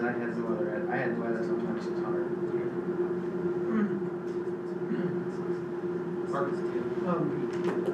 I just, I'm just thinking, say an electrician takes on a kid for, I don't know, if I was in a profession like that, whether I'd want to become subject to the authority of the school. I mean, it's good for the kid. Right. And so he could get credit. Do I want to become a participant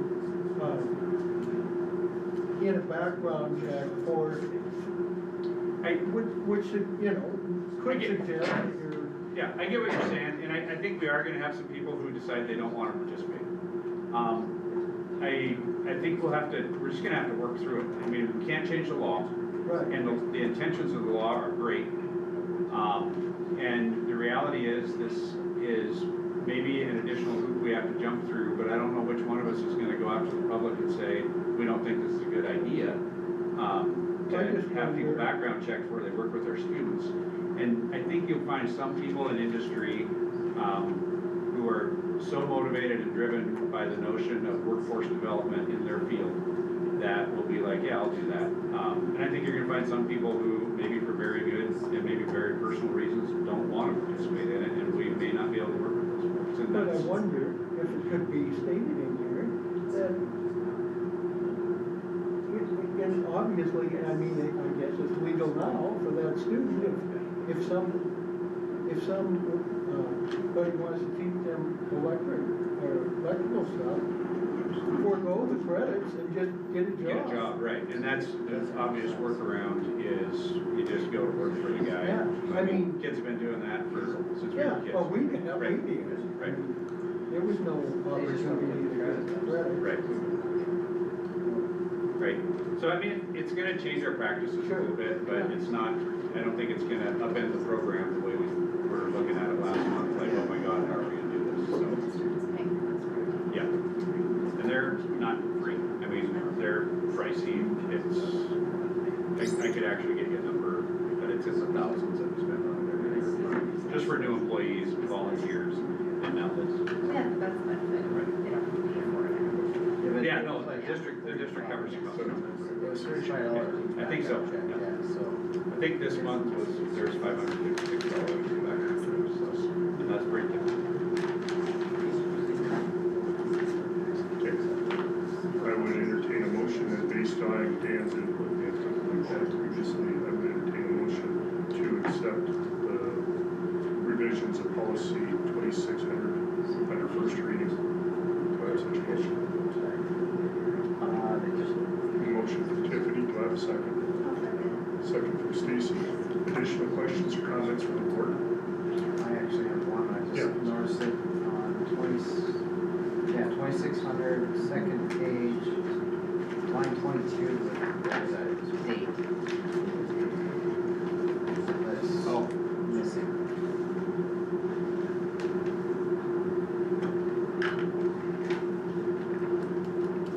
That would have been existing policy, so my guess is it's already in there. It's already in there. So we'll match it up. Okay, cool, that's editorial. Yeah. Good catch, good catch. Any additional questions, comments? So anticipate, just from their testing, like, his work credits were very high. Yeah. Well, that's where your work-based learning coordinator is gonna have to go into the work environment and evaluate the situation, yeah.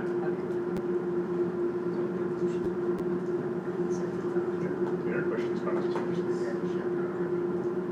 Seeing none, I'll call the question. All those in favor of approving the motion, or of the motion to approve the work-based learning changes under first reading, please signify by saying aye.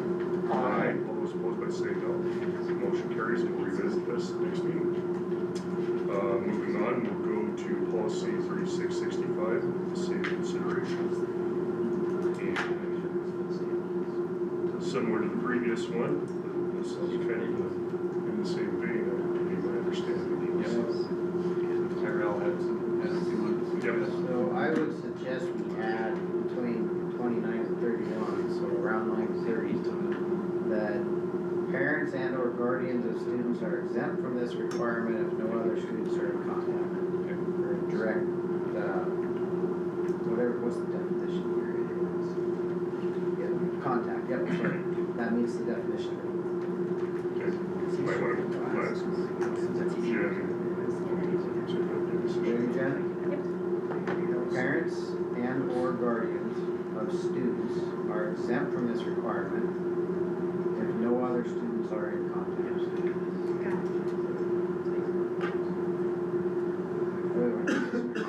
Yep.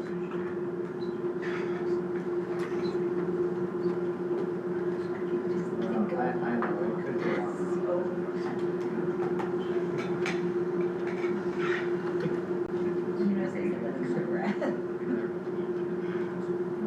Any other questions, comments on this?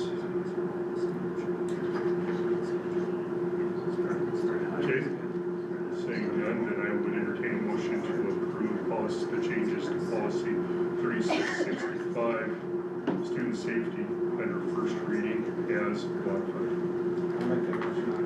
Motion by Tyrell, do I have a second?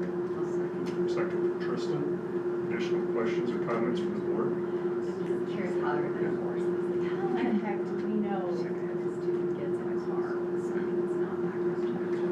So how did, what, I think it's a school what kind of like school liability especially falls on like, the high school policies get rid of these positions which are there. What liability falls on the school? We really don't have any. Yeah, I mean, It's not these situations. First of all, it's new, so, and there's been a ton of hand wringing around the state over this particular issue, and, you know, when you've got a situation where OPI is working with MTSBA law and Calava law to come up with a guidance document, that doesn't happen very often. So I wouldn't be surprised if there aren't some changes to it down the road, but I would say that, and I get what you're getting at, but there are, and I don't want to say 100 times a day, but there's probably 5 to 10 times a day where teachers, principals, school staff are making professional decisions in their professional judgment that could be called into question. And so we're, you know, at some point you've got to use your best judgment and move forward, and that's what we're going to do. And like you can't control every situation when you're dealing with human nature and people in general, and especially when you're dealing with high school kids.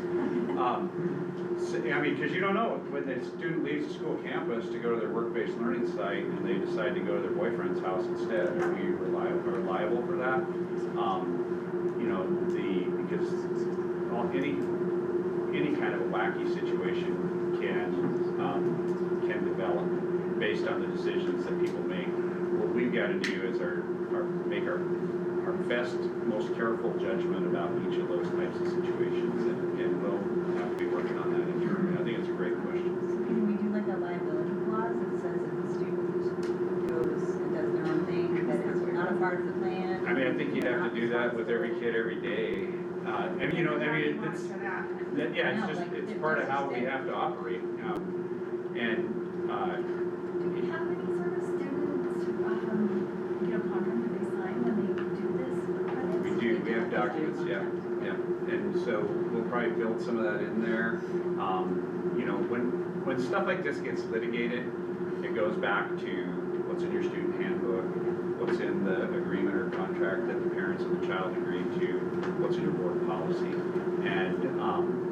And so, you know, we're like taking this first crack at these policies. A year from now, School Board Association might say, well, this happened and that happened, so we want you to consider revising your policy to include this or take this out. There's gonna be a little bit of a learning curve with that. I think. I'm sure the parent and the student will sign. I think you're right. I'm sure I signed. Additional questions, comments? Okay. Any questions or comments from public? Excuse me. Okay. Seeing none, all those in favor of the motion to approve the revision of policy 3665 under first reading, please signify by saying aye. Aye. All those opposed by saying no. Motion carries. Okay. Next consideration is policy 4550. Okay, this one's a different topic. This one goes back to this is the registered sex offender, policy that we discussed last month. I think I forwarded that email back to all you guys that I got back from TSBA. Basically asking, how is this enforceable, which was the question that came up when state law says 300 feet, and they're telling us that they recommend a policy that says 1,000 feet from the school. So, and the scenario that was brought up last month is, so let's say a registered sex offender moves into an apartment 500 feet from the school. By state law, he's in compliance with state law, but by our policy, he's out of compliance. So now is the principal gonna march over there and tell him, you've gotta move? And we don't own the apartment, it's not our property, we technically don't have jurisdiction over it, even though we made a policy that encompasses that place. And now somehow we're supposed to force that individual to relocate. And then if you read through, I think it was Tony the one that responded to that, you know, that's basically what he was saying, is you know, by putting in your policy, you have the ability to say, well, this is our policy, but Mark brought it up in an email back to me, it's like, I don't understand how we're gonna enforce this.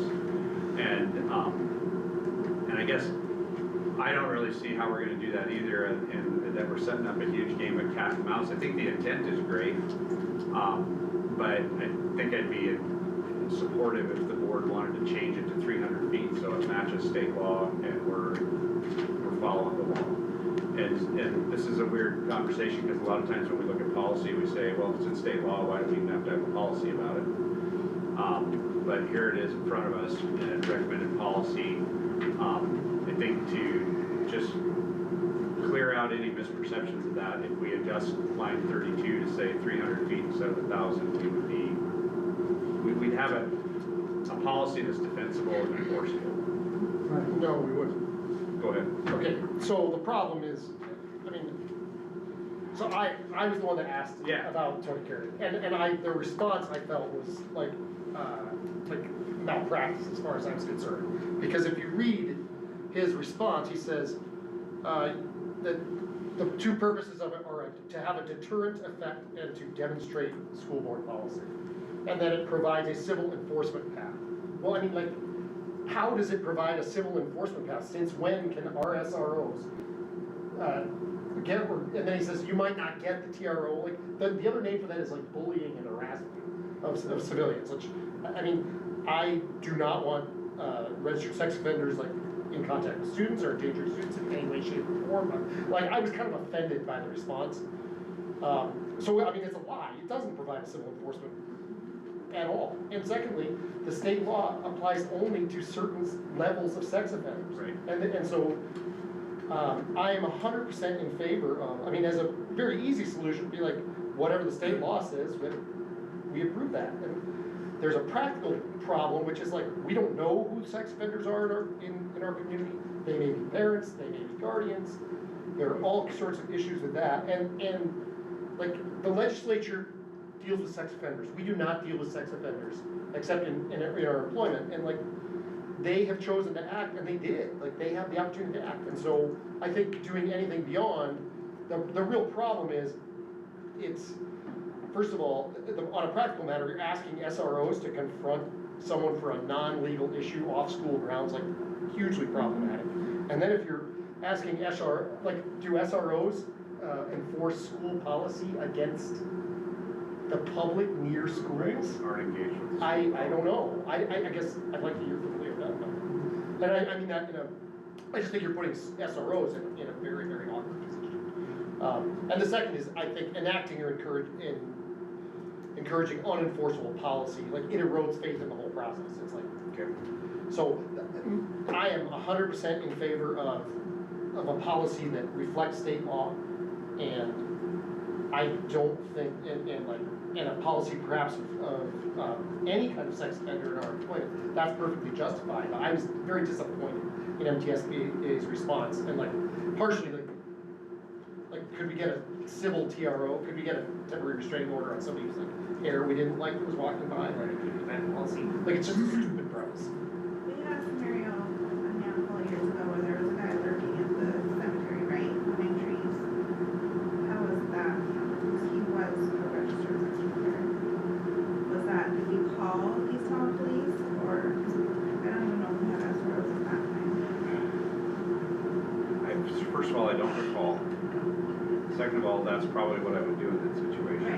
he's a registered sex offender or not. Right. If the guy was out there creeping people out, we call these telling cops and say, you know, at least go talk to this guy, Yeah. which they would do. On school property, like we had a situation in the parking lot, totally different, right? Where they're creeping kids Right. out, then you can send her as a row out. Yeah. That's school property. Right. What is an SRO's jurisdiction? Well, in the whole county, there are deputies at the sheriff's office, so depending on what's going on, you know, if you've got somebody on the city street between schools that's creeping kids out, we can ask the SRO to go talk to that person. But- Sure. And if they're threatening kids, you know, if they're breaking the law, the sheriff's deputy, that's what they are, can act on that. But you're kind of describing a different situation where they're basically. What if they going out- exist? We have no idea. Right. Yeah, but we didn't, I mean, if a guy has a big shirt that says, I'm a sex offender, like, there's nothing illegal about that. Take your time. Like, you could be a sex offender, like, they can park on the side, they can stand on the sidewalk. And the SRO's not gonna do anything about it. Well, they do Except have, if they're on school property and. No, no, 300 off school feet property. of- yeah, off school property outside of that 300-foot range, there's no more, at least the way my feeble brain is that there's no more enforcement action by a law enforcement officer at that point. So the 1,000 foot is essentially that additional 700 foot is a new point, other than just to get us all riled up, get Tony on the payroll and test it in court, and I don't want to test it. I mean, that's just a high risk situation, and I mean, I'm with Martin on this one, that we make the policy to match state law, or do we just eliminate 90% of this and say reference MCA, whatever, Scott's got it right there on the deal, because I guess I was looking at the one from last month, or when we tabled this, what was the changes, and should it just be the tier and then the 300 feet, because I think that's state law, and that's where I would say, because I don't think we have any authority outside of our boundaries of the school property to enforce anything of our policies beyond that, like, we have no enforcement action beyond that. I mean, I agree. Because trespassing is the way we enforce it on our properties, like, no, we want you to leave at this point because you're not following policy, so then it's a trespassing issue, or I would assume it's trespassing. But outside of that, we can't tell them to stay off of public I ground. mean, the nightmare scenario is a parent finds out about a sex offender that lives somewhere and says, what are you gonna do about it? Yeah. Hey, Dan, why don't you get those SROs over there? And then you've got policy that's pointless, but as a separate thing, reflecting state law, I'm not sure we have the information or the nuance to say any kind of sex offender in our schools. Like, my understanding is that you have the right as the superintendent or the principal to ask any individual to leave if they are perceiving threat. And I think that should be, I think maybe that's good enough. I just think that you maybe don't want to get in the business of, I mean, should we ask people to smoke weed to get off too, because that's not good, or like, who like drink too many sugary drinks, like, there's a lot of things that are probably not great for kids. Right. That we know, you know, I mean, I don't know, it's just a very problematic thing, or, I do think though, that we're a pretty small community, registered sex offenders are listed with photos on the internet. We as a community and our administrators should be aware of what violent sex offenders do live in proximity to our schools. And, I mean, I don't think that that's an unreasonable thing to ask, but I am on the same page as you, but I think we should be aware of who the violent sex offenders are, especially those with a history of violent crimes towards children. absolutely. I mean, it's very public, you can see it, I know where they all live, you know, where they last registered. Violent sex offender is different than registered sex offender. Right. And then there's different tiers of those. Right, and that's all, it Yeah. just seems like a little bit more nuanced than we might wanna get into. Yeah. Well, and then we even have policy here, that looks like it's old, that's current, line 30, it's like this is not to be construed to impose any duty upon an administrator, so, you know, which, that gets really weird, and I get it, and I don't mind approving this maybe with the 300 foot and the old language with the victim of a minor, because I think that matches up. Because that's our old policy, and if we want to take some of the other language out where this policy shall not apply when administrators are actually aware, I don't know, I guess that's kind of 6 of one, half dozen the other as far as enforcement, but I recognize the administration is not going to, if you guys know, you're not gonna ask them to leave at that point, based on what our current policy is right now. I don't know, I mean, I guess, I don't wanna get too wrapped up around the axle around this, but I also don't want to open this up to risk for issues, cause I wanna have defensible and implementable, easy policy. And maybe that's why I'm so annoyed at MTSBA, is because we pay them to give us good implementable policy, and this is garbage.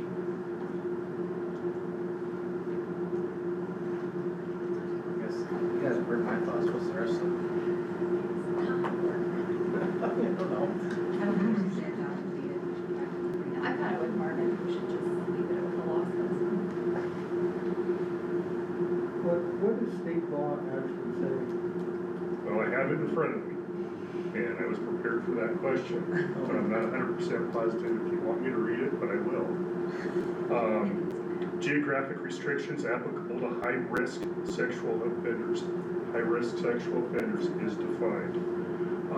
A high-risk sexual offender as provided in these sections may not, A, establish a resident within 300 feet of a school, daycare center, playground, developed or improved park, athletic field or facility that primarily serves minors, or business or facility having a principal purpose of caring for, educating, or entertaining minors. This subsection does not apply if the resident was established on or before May 5th, 2015. B, the high-risk sexual offender may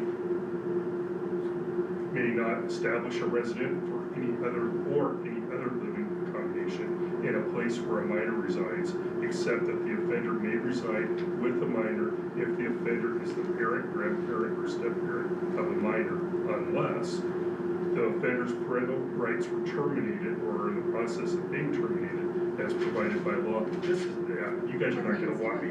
You guys are not gonna want me. This is two and a half pages worth just for that subsection. Essentially what it amounts to, if you will trust my interpretation of what I've read through this, is that if you're listed as a high-risk sexual offender, you cannot set up resident within there. That is based on the law. So they have to actually proactively ensure that they are in compliance. It's not up to the school district to enforce, it's up to the parole officer and legal law enforcement to do that. And that 300 feet is the requirement or is the boundary condition that's established on there. Beyond that, there's really nothing else that's there. The problem we run into is that this is solely high-risk offenders, which, like I said at the beginning, there is a definition to that. We are talking about any registered sex offender, and it doesn't, in this, they're pulling out whose victim was a minor. So it could be somebody that, now the example that I gave Dan was if there was an individual that used to be called statutory rape, now it is considered something called child endangerment. Okay, if an individual was placed in that, found guilty of that, that would be required of it. And that could be something as simple as a 17 or 18-year-old dating a gal that did not have the age of consent and then end up getting charged and found guilty for doing that, which is a real scenario that occurs that's occurred in our school district. At that point in time, they would not be allowed to be in there based on the change in policy. Based on state law, they'd still be able to live within that 300-foot range. Yeah. Well, it just seems to me that a parole officer would tell somebody in that level of where they could live and couldn't live. I mean, the end of the parole officer's authority. And I can't imagine that, well, I don't know if we can legally go beyond what state law is. Probably good to be attached to state law, because if it ever is litigated, that's what they're gonna go to, and they're gonna say, why are you guys at 500 or 1,000, or what made you so special that you superseded state law to have? But on the other hand, I mean, I think we need to know where those people live in our community, and I know they do, and what level they are, and maybe we need to have our resource officers at least aware of whether they're walking up and down the street here during school hours. But I don't know if that needs to be in the policy, that just needs to be part of our Practice and procedure. mission. What if we, and this may be more policy, I'm 100% in favor of a policy that encourages the superintendent to work with local law enforcement to identify anyone and evaluate risks within the law, or something like that, like, then we should demonstrate, like, I don't want negative consequences. Would it be worthwhile, I guess, as a solution? Scott, you had a very specific term that was defined in there, that was high risk, is that what it is? High-risk sexual offender means a person 18 years of age or older who is designated as a sexually violent offender under 46-23-509 and has committed a sexual offense against a victim 12 years of age or younger. So I guess. That narrows it. Yes, it does. To align with that law, would it be best to add wherever in this that it is that high risk registered sex offender at 300 feet? If we make those two changes in this entire document. That's what I was gonna suggest. And then under employment, that's a different, I think, subject. So if you look at the overall, so that 300-foot buffer, so between here and 300 feet, like the high-risk registered sex offender, like that matches state law, that should pass a pretty good litmus test for enforcement. It's gonna put state law in the spotlight, not our policy. And then the only other thing I think we'd have to make sure is that the employment section of this is still good. Where's that? So the employment is gonna be line 10, page 1.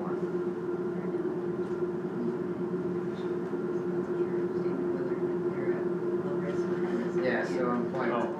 So that doesn't look like there's any changes in there, so I'm good with that. I just wanna make sure that we're all, because we wouldn't wanna change the definition there. Right. Does that make sense, everyone, what I'm proposing? Yeah, because, I think the district now can, and likely does, not employ people that you consider a danger to children, whether or not they're registered sex offenders. So that aligns with that very well. 100%. Yeah. One thing that I would ask, and I'm not saying that this does not have to go in the policy, one thing I would ask is that I am reading, and these definitions are based on the school law 2023.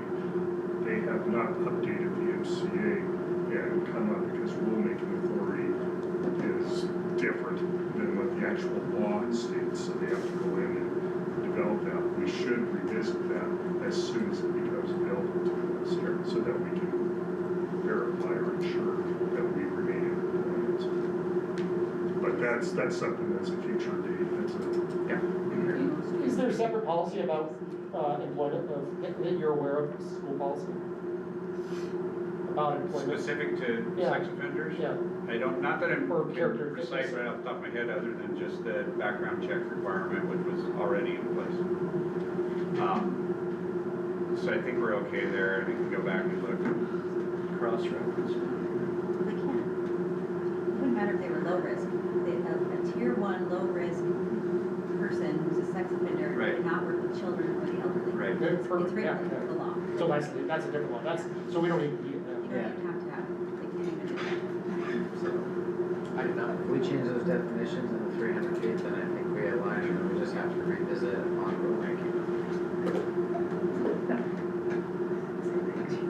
Does that work? I don't have specific edits for you. If you can put that in a motion, I think we can, Jen and I can get it drafted for next month for second reading.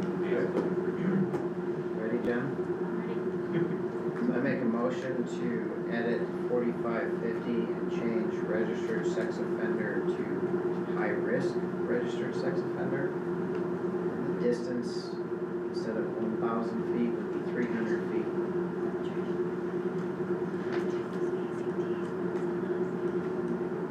To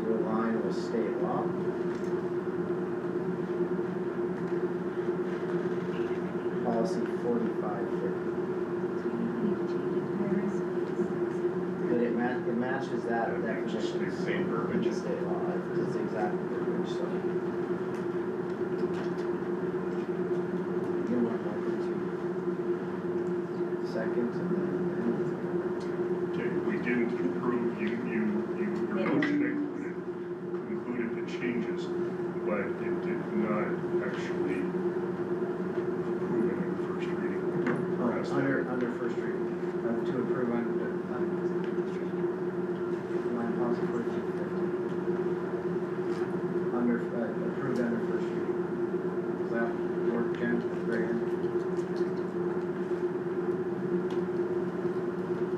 Okay. Israel. Sorry, that was long. No, it's okay, this is difficult. Do I have a second? Second from Kristen. Additional questions or comments from the board? Questions or comments from the public?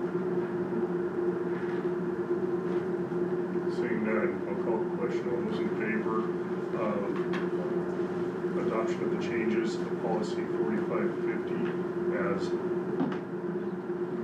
as amended, please signify by saying aye. Aye.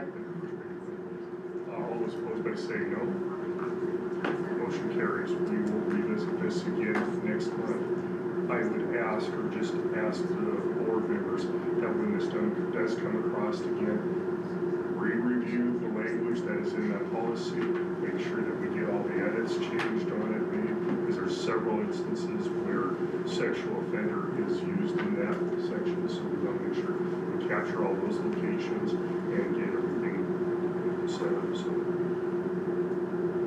Be a little bit of homework, but it shouldn't be too difficult, because I'll be able to get that changed.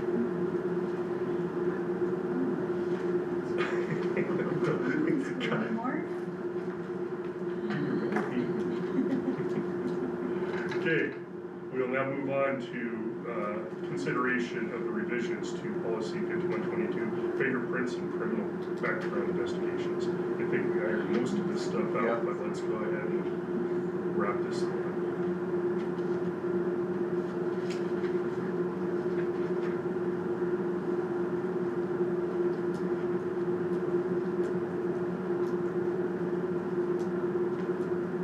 By the way, going back to the first one, if the board members want to write this down, they're welcome to access the MCA. The MCA that I am referring to is 45-5-513. And you should be able to get that on either the legislative website, or I believe it's in SOS and the diagrams. Anyway, sorry, I did not mean to divert our attention to that. So, under policy 5122, pretty much, Yeah, I think we're okay with this language now that we've resolved some of our earlier questions and looking through it again just to see. And this is pretty much our practice with policy, and we've been doing this for years, other than, you know, the issue with volunteers and work-based learning sites, which we'll have to deal with. used to think that was funny, that one of the few volunteers in a school district that does not have to be fingerprinted or criminal background check for board members. Right. I just thought it ironic. But, okay, we have before us those changes in policy 5122. Do I have a motion to approve those changes in the first reading? I'll make the motion. Okay, motion to approve the changes in the first reading. Do I have a second? Second. Second from Mark. Questions, comments from the board? Question or comments from the public? Seeing none, all those in favor of the motion, please signify by saying aye. Aye. All those opposed by saying no. Motion carries, and we will revisit this in our next month's meeting. Thank you. I know that was somewhat painful. I do apologize that that occurred that way. I will just share that I wasn't very happy either, Martin, with that. And I mean, as a member of the board of directors of MTSBA, I was disappointed in the response that we got as well. I shared that as well. Well, I would thank everybody, I mean, like, we do wanna point out that, like, as a board, I think as a school district, we're not in favor of students interacting with sexual acts. But, and so it's not like a wonderful place to be advocating for their, what would be a better system. Well, I was talking less about the policy and more about the response. Oh, yes, thank you. And as a member of the board of directors, I was disappointed as well. I don't know exactly why we have not historically received that kind of response from NTSBA, and so I don't know if there was something that was different, or whatever that. Thank you, But yeah. I do understand and respect that. Okay, moving on, we will now talk about our charter school contract revisions review and approval. Okay, I included McCall's email in the supporting docs. This is our same charter school contract that we've had in place for 2 years, or going on 2 years. But the Board of Public Ed is wanting to make changes to it, as outlined in our email here, that are mostly related to the reporting requirements that schools have to undergo. And just to try to clean up some of the initial, I don't want to call them errors, but maybe misgivings in the outset of charter schools. Being one of the first charter schools in the state, we've kind of been the guinea pigs to go through some of this stuff. In that first year, you probably got tired of us complaining about the burden of all the reporting that they've made us do. There's still quite a bit of it, even with these changes that the Board of Public Ed is making. But the contract itself basically is being modified to, for lack of a better way to say it, simplify things and make life a little bit easier for those of us out in the field dealing with OPI and the Board of Public Ed and charter schools. So that's, and it requires to go back through the board for approval. Okay.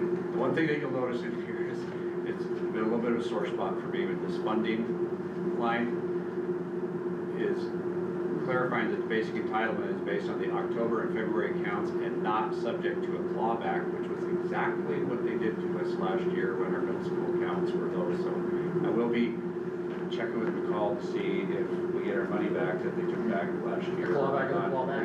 Yeah. I'm pretty sure we're gonna get told, no, we're moving forward. Right. But obviously they learned from that.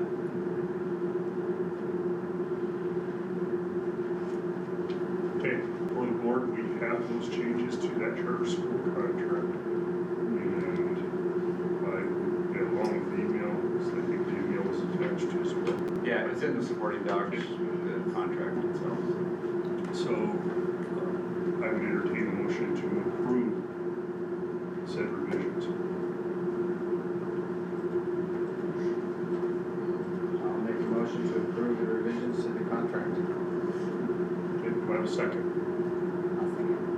Second to Tiffany. Questions?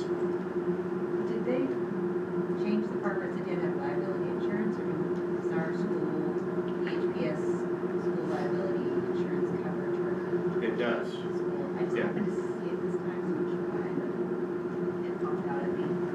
And there's still that kind of stuff in there. I mean, a lot of it's designed for, let's say a parent group forms a separate board from the school board and applies for a charter school. It's laying out those laws. For our charter school, since it's already part of the school district, it already falls under our insurance umbrella. Okay, any other questions, comments? Any questions or comments from the public? Seeing none, all those in favor of the motion, please signify by saying aye. Aye. All those opposed by saying no. Motion carries.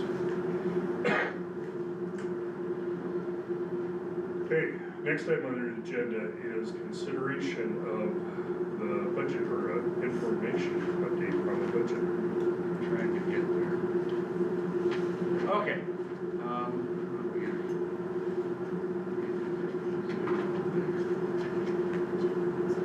Our February count is in the bag and about to get the final submission to OPI, which puts us in a situation where this is a little bit of an unusual situation where we have a lot of questions answered at this point in the year that we usually aren't quite sure about.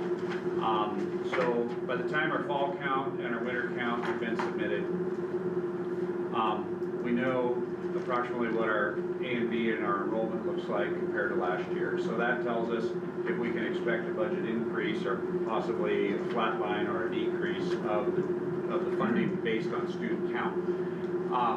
Other questions that we have answered this year that we don't always know about is we know what the legislative funding increase is going to be for next year. They set it at 3%, and so we already have that number.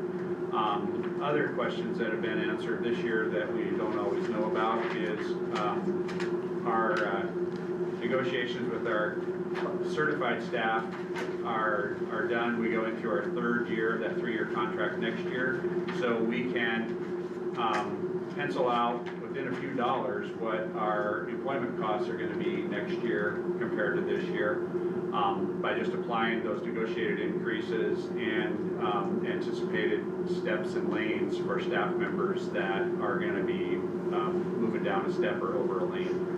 And same thing with our classified staff, because last year we put the MOU in place, even though we had negotiated 2 years worth of salaries with STARS Act, we bumped that second year increase that we had negotiated and provided classified staff with a more significant increase this year, and then bumped the negotiated increase to next year. So we know what our pay increase is going to be for classified staff too. So we can reasonably predict what we think our budget is going to be next year based on that information. So that's what we're going to look at a little bit tonight. The document that was in the supporting documents looks like the one on your screen, but that's what it is.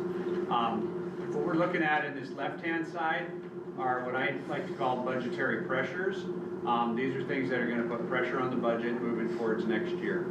So the first one that we look at is one of the biggies, and as you know, in most school districts, a huge chunk of our budget is going to salaries and benefits for employees. That's teachers, bus drivers, cafeteria workers, paraprofessionals, principals, secretaries, everybody that works for the district. So, like I said, we can kind of dial in what those increases look like, because we know what most of them are going to be for next year. And the number that we're coming up with there is about $356,000.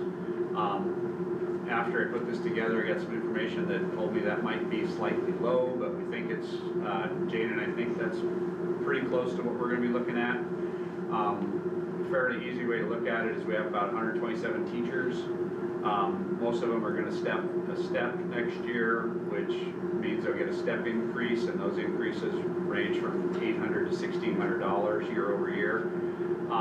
And some of them, probably based on what Jen and I have been looking at, maybe 25 to 35 are going to move over one or more lanes. We've got a few people that are moving over 2 to 3 lanes, or planning to from this year to next year due to earning additional credits beyond their bachelor's degree. And so we look at that and apply that number to it with our classified staff. One exercise that I went through when we were actually in negotiations is just looked at all the classified staff and the number of hours that they're scheduled to work for the district. And if we total that all up, the number comes out to be about $100,000. So next year, most of the classified staff are slated to get a 25-cent increase per hour. So that's about $25,000. And so that's how we come to this projection. It's not like we're just throwing spaghetti at the wall. We're actually looking at spreadsheets and where we expect those dollars to land. The next two are a little bit harder to nail down. We have inflationary increases for the last several years. This has been a pretty big number. Going into next year, we're not quite sure what to expect. You know, some of the things we look at, like fuel cost, you could say, well, gas is getting pretty cheap. So fuel costs might actually be less. But if you've opened your utility bill lately, even though we're having a warm winter, it seems like our power bills aren't as low as they ought to be. So utilities could be an increase that we have to deal with. And Jane and I were looking at that, wondering if we actually don't need to increase that a little bit. But that's just a a ballpark figure what we might see for inflationary increases. Health insurance is really kind of a wild card right now because we're dealing with that potential transition to Bridged Health. And they're projecting a cost savings in our overall administration of our health plan. That doesn't necessarily mean we're gonna have a net cost savings because healthcare inflation is one of the highest rates of inflation out there in America. And it typically is between 8 and 12 to 15%.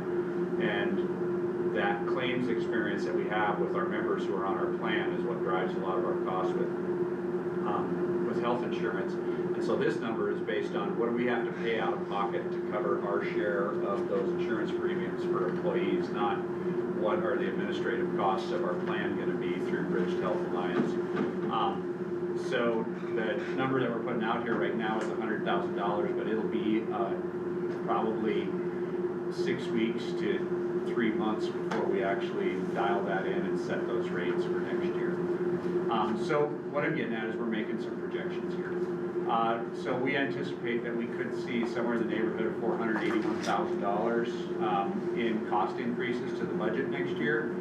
So then we try to balance that against, well, what are those increases going to be to our budget because of the things that I told you that we already know about. So our current general fund budget is just over $15 million, right at $15,394,000. See, I cut this off of my column here.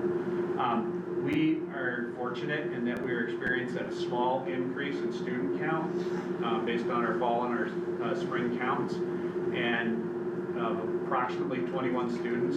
That doesn't mean we're going to see an increase of 21 A and B, because A and B is actually a little more wild calculation that accounts for full-time and part-time students and 187 days and 180 days. So OPI runs your student enrollment through a little bit more complicated calculation to actually come out with the number that is your A and B. Based on our student enrollment right now, we expect that to increase. And right now, the student enrollment increase is about 21. So it'll be in that range, but don't hold me to that number. So we're guessing that that could translate into a dollar increase of around $143,000. And the reason I say around is we get a lower amount of A and B for an elementary student than we do for a high school student, which generates more A and B. So depending on where those 21 students are going to school will cause that number to fluctuate. The legislative increase of 3%, if you remember from the session last year, we don't experience the actual full 3% increase because we're not budgeted at that maximum 100% budget. So we're at about 85% of the max, which means we'll probably see, and I'm actually guessing it's probably closer to 2.6 or 2.7% of that 3% increase. And I use the number 2.5% just trying to be a bit conservative there. So that puts that increase at around $384,000. If we add those numbers together from last year's budget to predict what next year's budget would be, we're saying it could be in the range of 15.9 million, which is about a $527,000 increase. So what we're looking at there is we probably have a budget increase that's going to cover our costs. It's not going to be rich or fat. It's not like we're going to be able to expand a lot of things. But the good news is we're not in a back against the wall, we're going to have to cut next year type situation. So that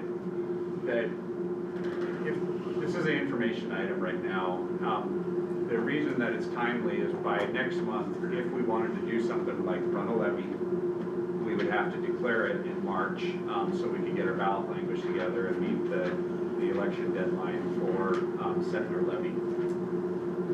The question is, and this is where really trustees really need to weigh in, is this a good time to run a levy? What would our community support? What would we want to put the money towards if we did run a levy? There are some things lower on that sheet that we've discussed in the past, like additional CTE teachers. We're definitely in need of some additional staff in the core subject areas of English and social studies at the high school. That would help take the pressure off some of the teachers in that area, in those areas, and add additional electives at the high school. These positions also could be instrumental if school administrators and staff decided they wanted to make that shift towards the 7-period day that has been discussed earlier tonight as part of the 4-day week discussion. So that's something that we could look towards funding. Other things that we've talked about in the past, there's an instructional coach position that was cut when the levy failed in 24-25 that we never added back in. There's a .5 librarian, which is our variance to standards request that is required for the charter school, but we got a variance to standards under the charter school. The contract that you just approved for the charter school makes that variance to standard permanent for the duration of the charter contract, which is 5 years. So in a typical variance to standard, you have to request it every 2 years. We don't have to go back and ask for an additional variance for the duration of our contract, so we have some time to sort that out. We've also talked about some of these other positions down here, things that we've asked for in the past, like the past mill levy, we were hoping to get additional maintenance staff. We've talked about additional help in central office. So those are some things that that are kind of in the works. But again, to go back to the first part of the discussion is if we want to maintain our status quo and business as usual, we're predicting that we're going to be in a situation where we should be able to do that without a lot of blood, sweat, and tears. And that's partly due to enrollment increase and partly due to 3% legislative increase, which we already know is in place. With that, I'll take questions or comments or thoughts. So, yeah, any questions? I had a question on, and it kind of goes along with it, but kind of off subject, the bond that Roosevelt was trying to put out. Yeah. Because my concern is how is that gonna affect us? Us also trying to put something out. So, I may have more questions than answers for that because I don't honestly know the process. I don't believe that their municipal bond that that they approved at the city council, and Scott and I were actually at that meeting, is a voted bond. My understanding, and they're doing it under a new law that was just passed in the most recent legislature, is that the city council can just vote to sell those bonds and put the city of East Helena taxpayers on the burden to repay those bonds. So to get to your point, I think, is that is a cost that people are going to see on the property tax bill once it moves forward. I don't know what the timeline is. Is that just the people who are in the city? Yeah, so people who are outside the city limits will not be affected by it. At first, I was kind of of the impression that it was more like a tax exempt finance district where only the Rose Hills folks were going to be paying for it, but after reading a couple more articles in the paper, it sounds like everybody in East Helena is paying for those bonds. And then my other concern is, I have heard from staff that a 7th period is needed, to kind of increase retention, morale, all of that within the district. So I feel strongly about adding English and social studies, and even if we need to add that in order to get that 7th period going in the middle school, is a huge, important thing for us to move forward to going back to a 7th period. Can you, I can't quite hear, it's like, I know, I have one over here too. that one what period? A 7-day period, whether we go to 4 days. Oh, 7 period. Yeah, instead of the block schedule. Instead of a block schedule. So in my talking with staff around district-wide, I think it's important. And I don't know if other board members have heard that as well, or, but I just want to put it out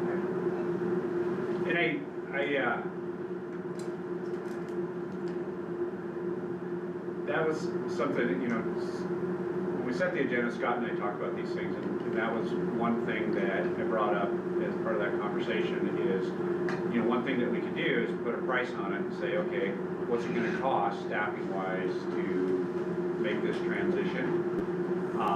And principals have been working on that, actually they've been doing it every year for the last 3 years, looking at their schedule and saying, well, if we wanted to transition, we need this many FTE teachers.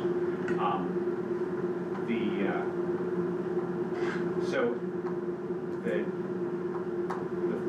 one thought is, and I'm not saying this is a good thought, but one thought is we could say, well, this is how many FTE we need, this is what it's gonna cost, put that out there in a levy package to say, well, it's $250,000 or whatever. And I think that's a pretty fair approach. The challenge with it is you can't hire those teachers then until the levy passes. So we're looking for that in the middle of May rather than. And one thing we could do is we can post for those positions with the intent to fill them if the levy passes, and we've done that before. And what I'm getting at is it puts us really late in the game to be hiring teachers to wait until a levy election to do it. The other challenge that I think we have with that is just from a PR perspective to go out to the voters and say, we need $250,000, and I'm just throwing numbers out, because this is what the teachers want. I don't know that that's going to be a great sales pitch with your reticent property tax hawks who are pretty inclined to vote no on a school levy or bond request 90% of the time anyway. Okay, can I backtrack and say it's Yeah. kids? Yeah. It's not just teachers. I mean, it's not just teachers. Yeah, you can, and I'm not convinced that that's gonna be, if I was a taxpayer who didn't have kids in school and didn't wanna pay any more property taxes, my response would be, well, you've been doing it for 3 years, why can't you keep doing it? So, I'm trying not to start a shitstorm here, sorry for my language, but on the flip side of that, we have juniors, seniors that have open periods. Is some of that going to also help that as well? Filling those positions to where we don't have, seniors I get, but when you have juniors and then potentially I'm hearing that sophomores may have open classes to where they don't have enough space to fill this, that becomes a problem. So now you start telling taxpayers that, and they're like, okay, now you're putting 16-year-olds out on the street for 5th period, then you start touching heartstrings of that's not okay either, because education is important. I feel like we really need to put this stuff out there and be 100% transparent on what's going on in order to get the votes out there. And if we have other ways that doesn't include a levy to make this stuff swing, then let's find it. Yeah, sorry to be passionate, but. No, I don't disagree.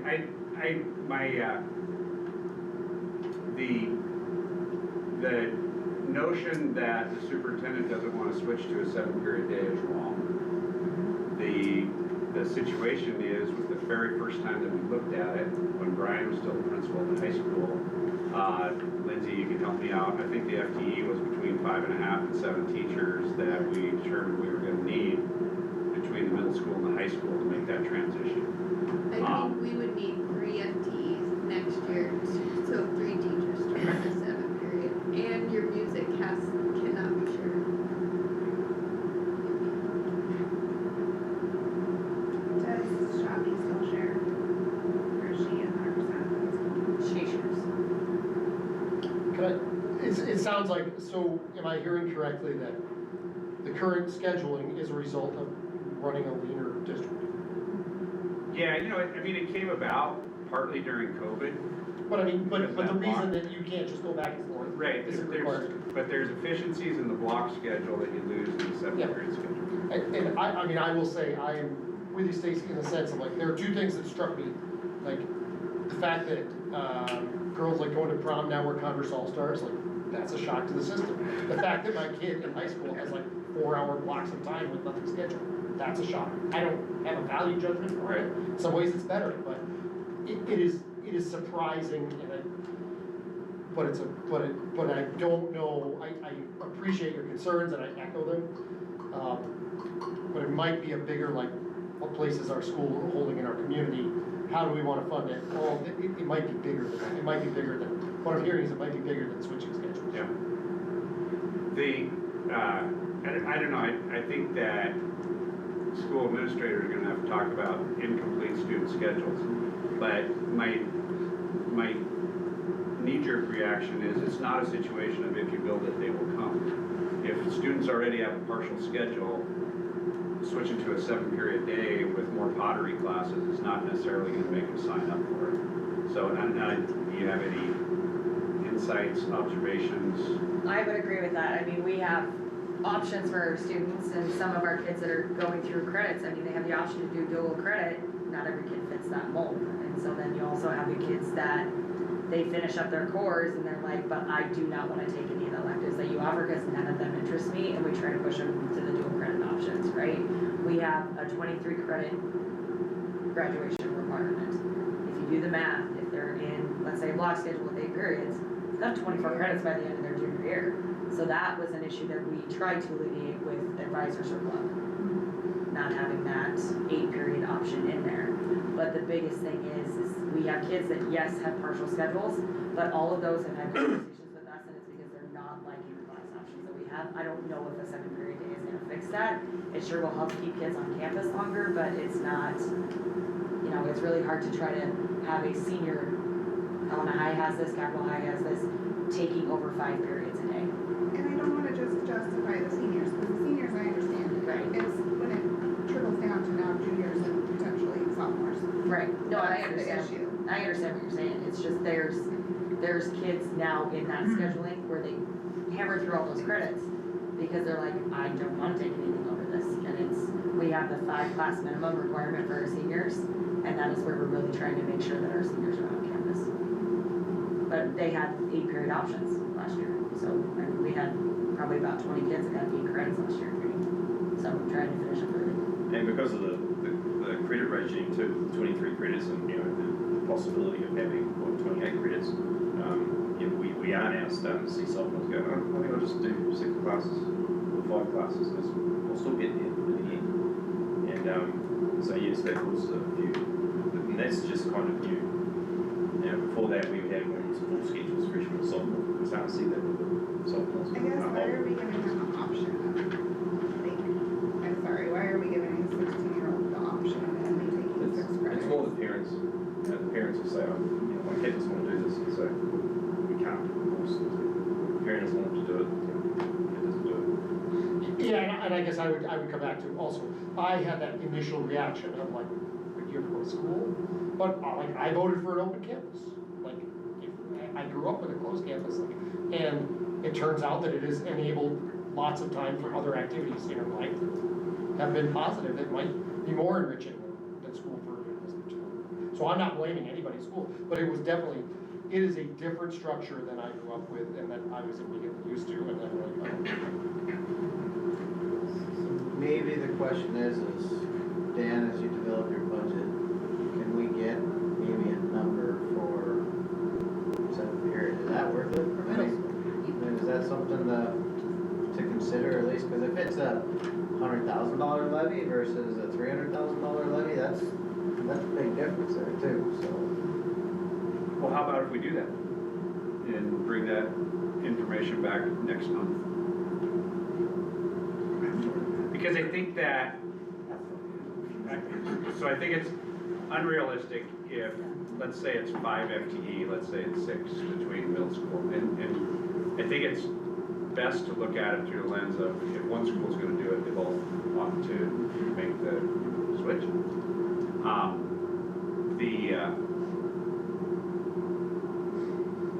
If it's 5.5 or 6 FTE, we're gonna be looking at somewhere between $300,000 and $450,000, which I think is unrealistic.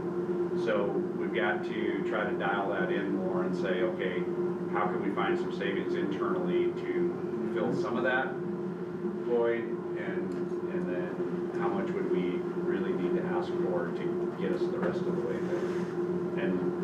think we can come up with that. I think that, it feels to me like it's, and I know you had conversations with a few teachers.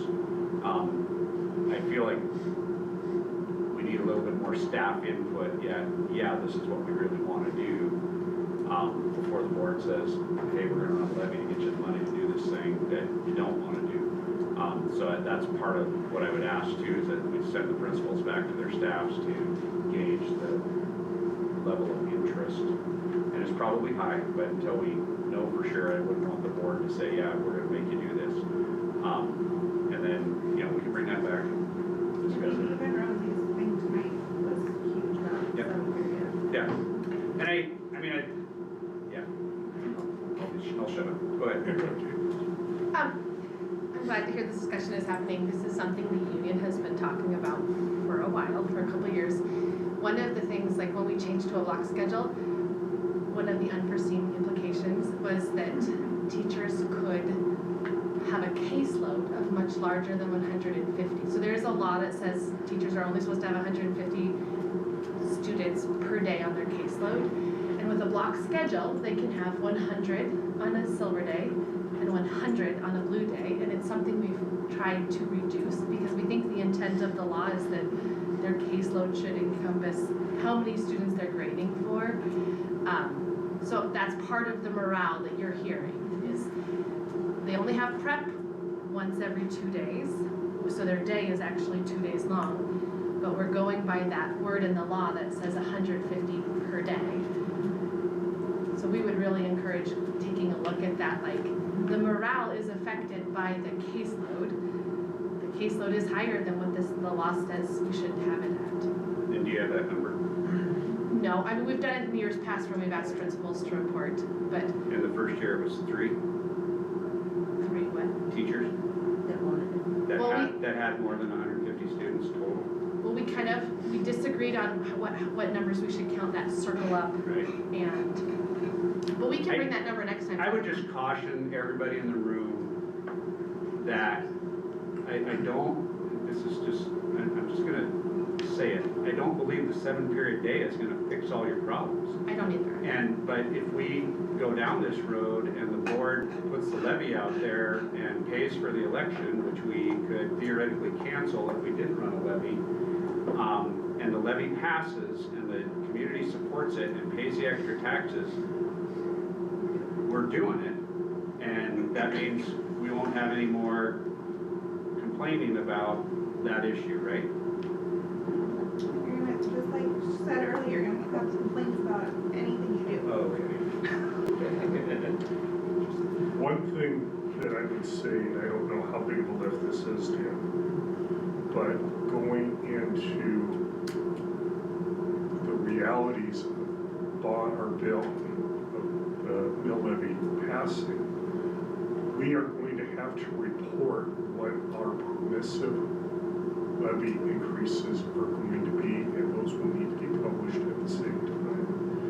We probably should have some idea of what those increases are going to be. That has to be on the March agenda. And that'll have to be on the March agenda anyway, but we'll need to have that so that we can at least going in with eyes wide open, that we will not only have these potential increases in the fall as a permissive levy, that'll also be part of the conversation with the operations levy. That's a good point. My gut on that is that should be fairly flat. Okay. Partly because we'll be reducing our tuition levy with the countywide. So it might even be good news for us in light of this discussion. Okay. That's a good point. Yeah. Do you want me to answer some of your questions? EVMS has 6 teachers over 150, but the highest is 156. And the high school has, because I've already done all the numbers, they have 2 over 150, one's at 177, one's at 165. But everyone else is low. Which would be then ask for the 2 specific subject areas. That's what I was gonna ask. Yes. Yes. It would also open up a little bit more of an election elective option in those two subject areas. Cause right now, Yeah, they which are It's something that we've been constrained. talking Yeah. about for a while. On the social studies side, when we first started out, we had a psychology elective that I don't think we offer anymore.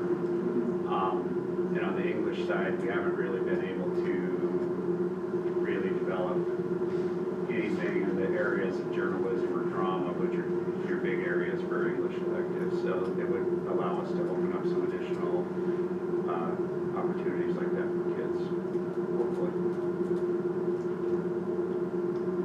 But I think that the question about kids and partial schedules is really a vexing one, because of some of the things that were brought up here. When the schools have been kind of encouraged and laws have been passed that require more openness to part-time students. When most of us were in school, you had to be a full-time enrollee and that was it. And also just hybrid options for like remote learning and on-site learning. And really when we were building out and developing the high school, there was a big push to try to get kids through faster to get them into the workforce because of workforce development. And so if we could graduate a kid at winter or Christmas of their senior year, that was kind of a feather in our cap versus a black eye. Those are more philosophical questions about what the community wants for their kids, but I don't know, I was talking with Kate about it this afternoon before the board meeting, that, you know, we were kind of high in the sky with the high school that thought, well, if we really develop these dual credit options, all our kids are gonna be knocking out all these college credits before they graduate. And with advanced opportunity, we're paying for those credits. But the reality is, like Trish said, not every child is interested or emotionally or developmentally ready for college level material when they're in high school. And so, and then just being able to offer electives that kids are interested in. And then the other side of that is you say, well, you know, everybody's required to take 5 classes or 6 classes a day. And then you have kids signing up for 3 band classes only because they know they want to have any homework in band and they don't really want to be in there, but I have to take these classes in order to graduate. So when you're forcing kids into classes that they don't want, you have a real low level of participation and engagement too. And so it's a more nuanced discussion than just if we put more electives in the schedule that, you know, kids will be more interested. But it's something that I think maybe we could have seen coming with a brand new high school. You know, like we talk about a lot of other high schools have academic programs that have been in place for 50 to 100 years. We've got one that's been in place for 5 or 6 years. And just getting a handle on what kids want, and how to offer that. And then, to be honest with you, my next concern, just when we talk about additional FTE, is what classrooms are the principals gonna put these new teachers in, because the high school's pretty dang full.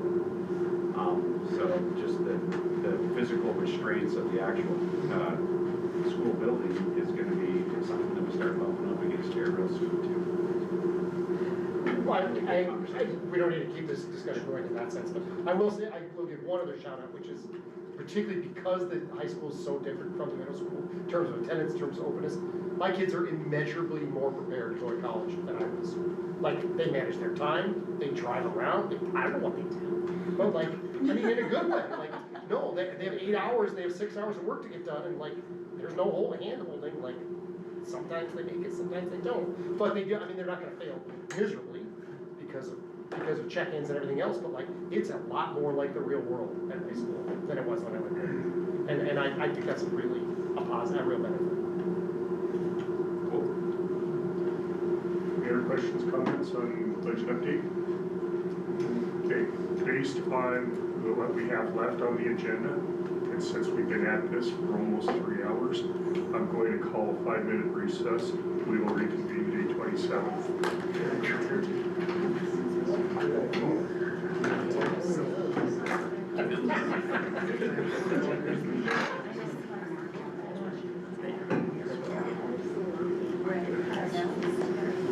Don't you you remember in middle school when they're like, it's gonna be a lot different in high school, they got to high school, it wasn't any different.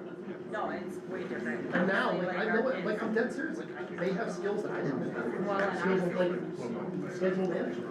Our kids, like my own personal children, it's amazing. What do you My expect? 16-year-old versus what I just took in high school. She's taking 2 freaking math classes. You need who? My Because God, she that's, can. so is mine, yeah, why, I don't know, I would take it in half. I couldn't tell you what she's doing. There's lots of different things. Yeah, makes sense. Well, instead of, you gotta move on 504 foods. All those kids who actual schedules get built into their IEPs.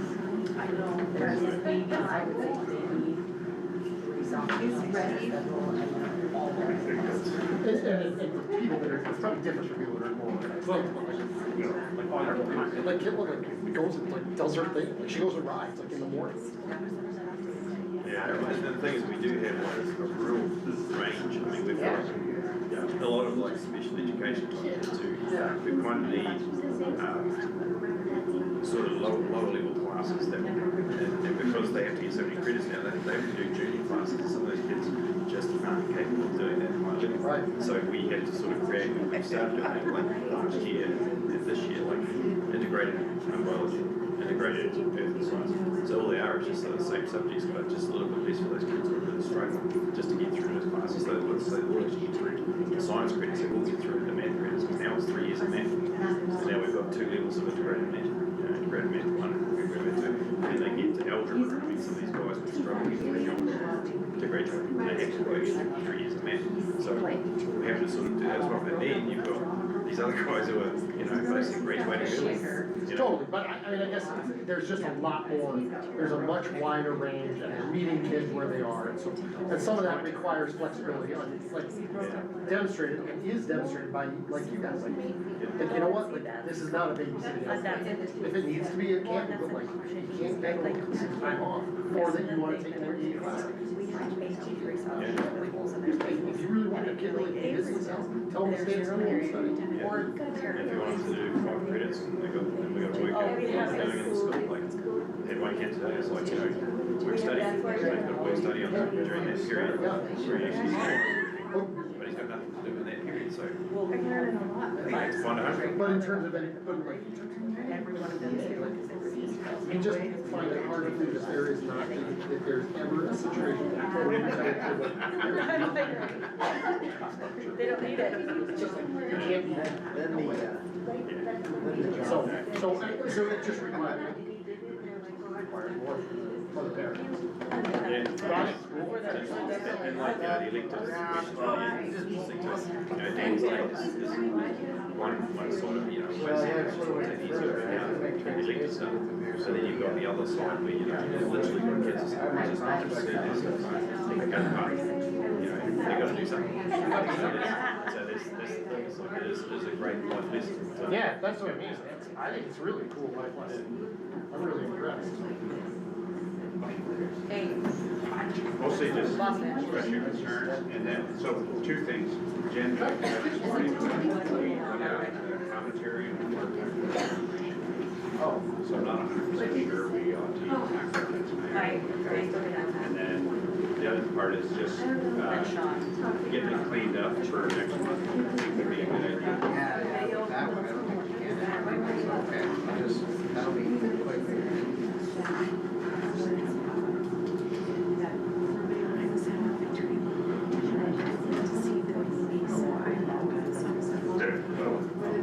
I do respect the decision. You know, if somebody was resigned or something, you needed somebody to come in for a few months until the next election. Okay, I'll keep that in mind.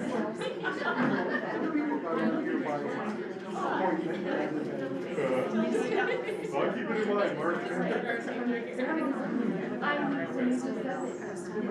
Thank you. I just moved it so people were.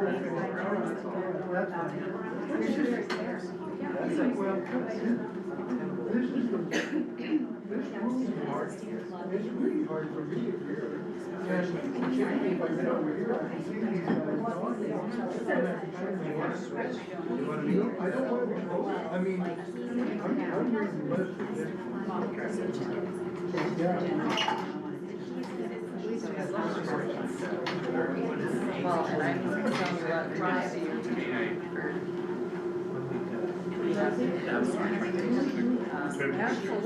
Friday, I do appreciate that call, because I was looking at that. Right. Yeah. And they'll figure out how to tap into that just right there.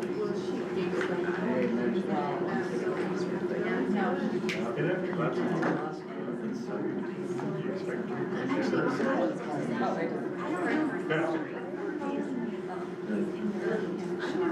How about the, are we like running out of?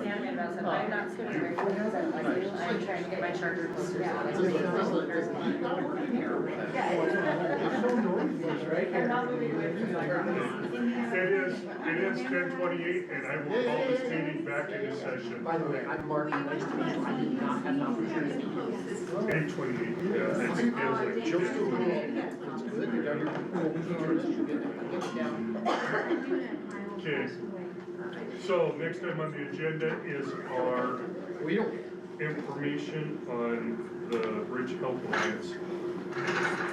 All right, I included a letter from John Doran in your supporting documents. We can go pretty quick on this one. This is just informing the board that we were informed by John on Friday, January 23rd, that the Alliance has met the statutory requirements to validate the trust with the state of Montana and qualify for the $40 million incentive payment that they've been working towards, which basically means the trust is moving forward and operational, and they've secured the commitment from 140 districts, I think is what they had to have, and 12,000 insured lives is how they talk about it, to validate the trust and move forward.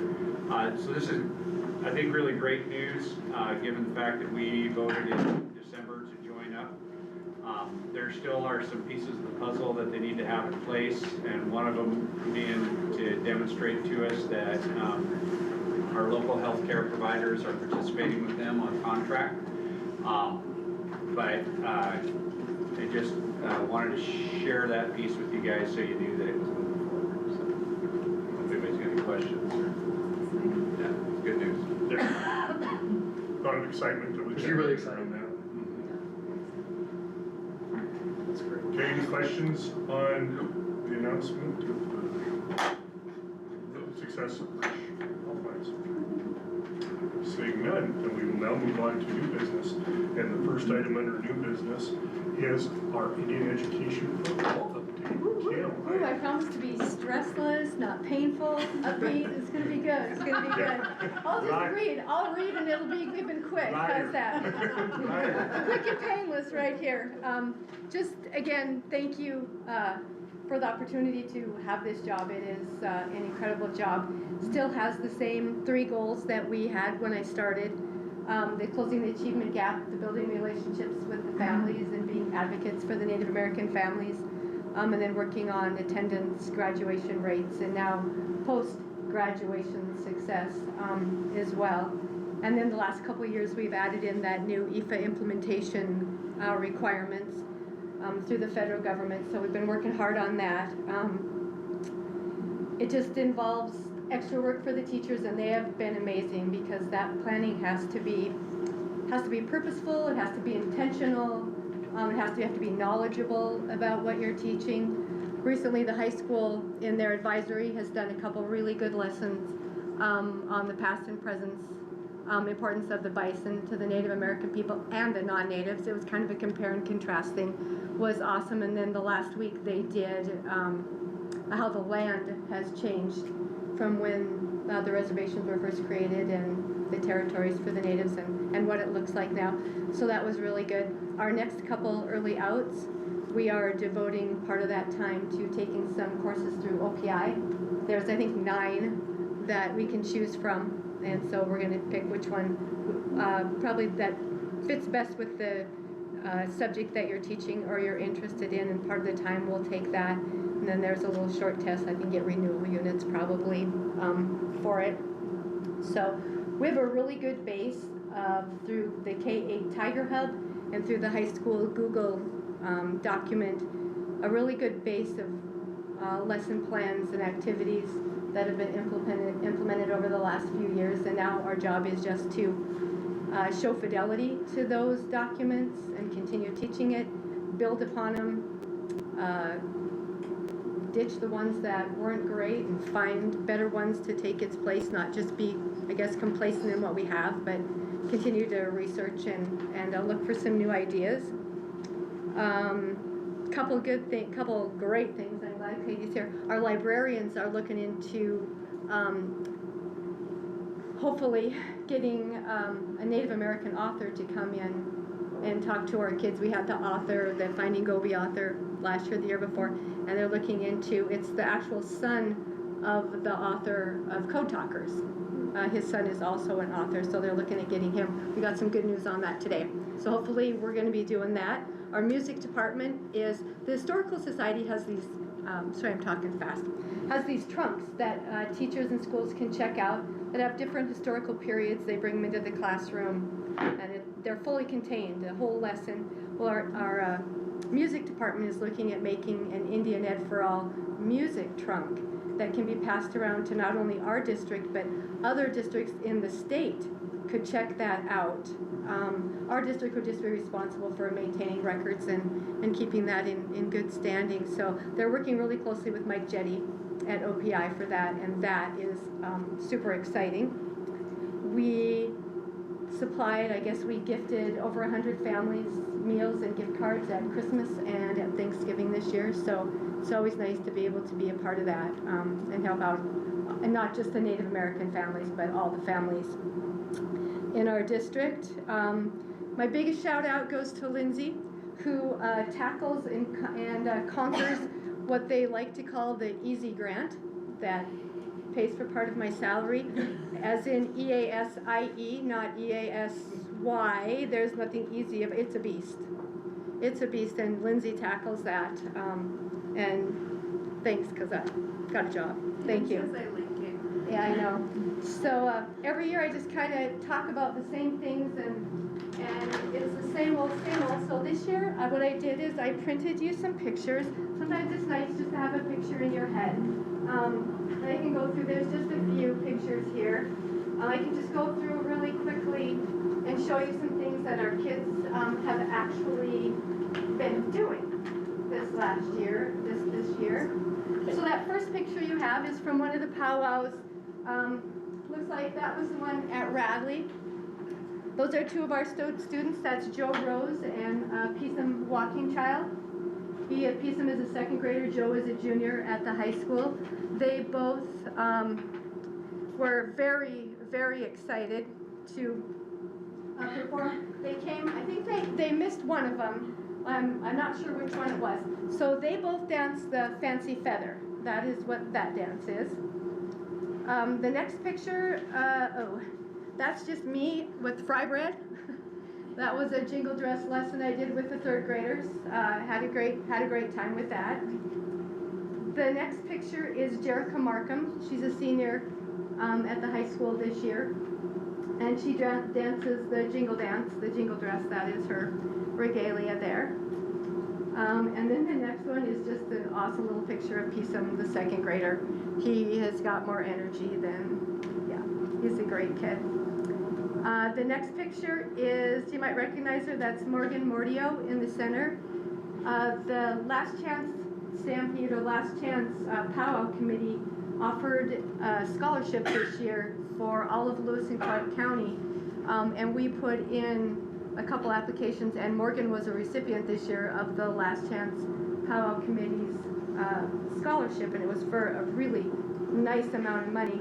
She is the first year at Helena Technology for vet tech, and so it was fun. We went to the community powwow, and she got presented in front of, after the grand entry, in front of everybody. I mean, hundreds and hundreds of people were there when she received that, so that was pretty special.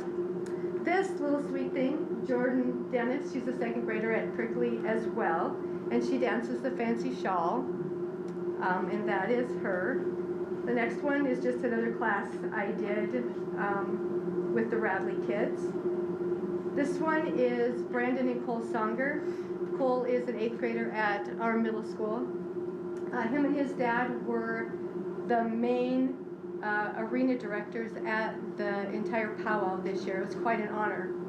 And they mentioned a couple times that they're from East Helena and East Helena schools. That is a big honor to be chosen to be the arena director, and Cole was the junior arena director. So they did a great job.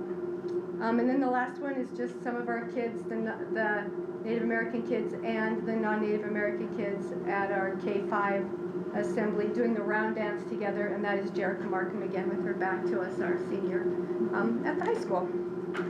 So yeah, I thought maybe some pictures could give you a little visual. I think that's really all I've got. It's just, our program is looking really good. Our teachers are very invested.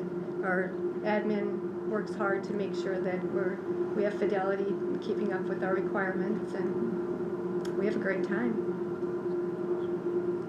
Any questions? Any questions? Yeah.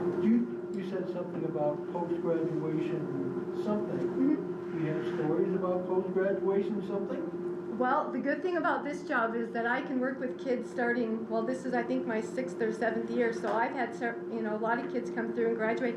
Yeah, I keep in contact with a lot of those kids that are in college. Now, we haven't had any graduate yet from college, but you can bet that I'll be there when they do. Yeah, I believe this year we have 11 or 12 seniors, so we'll keep track of those. But yeah, we have quite a few that have gone on to Helena College of Technology. We've got a couple in Bozeman right now, a couple in Missoula. So, yeah. Yep. Any other questions? I have one for you, Kim. Of course you do. Yes, I do. I would expect You'd be nothing less. disappointed if I did. I would.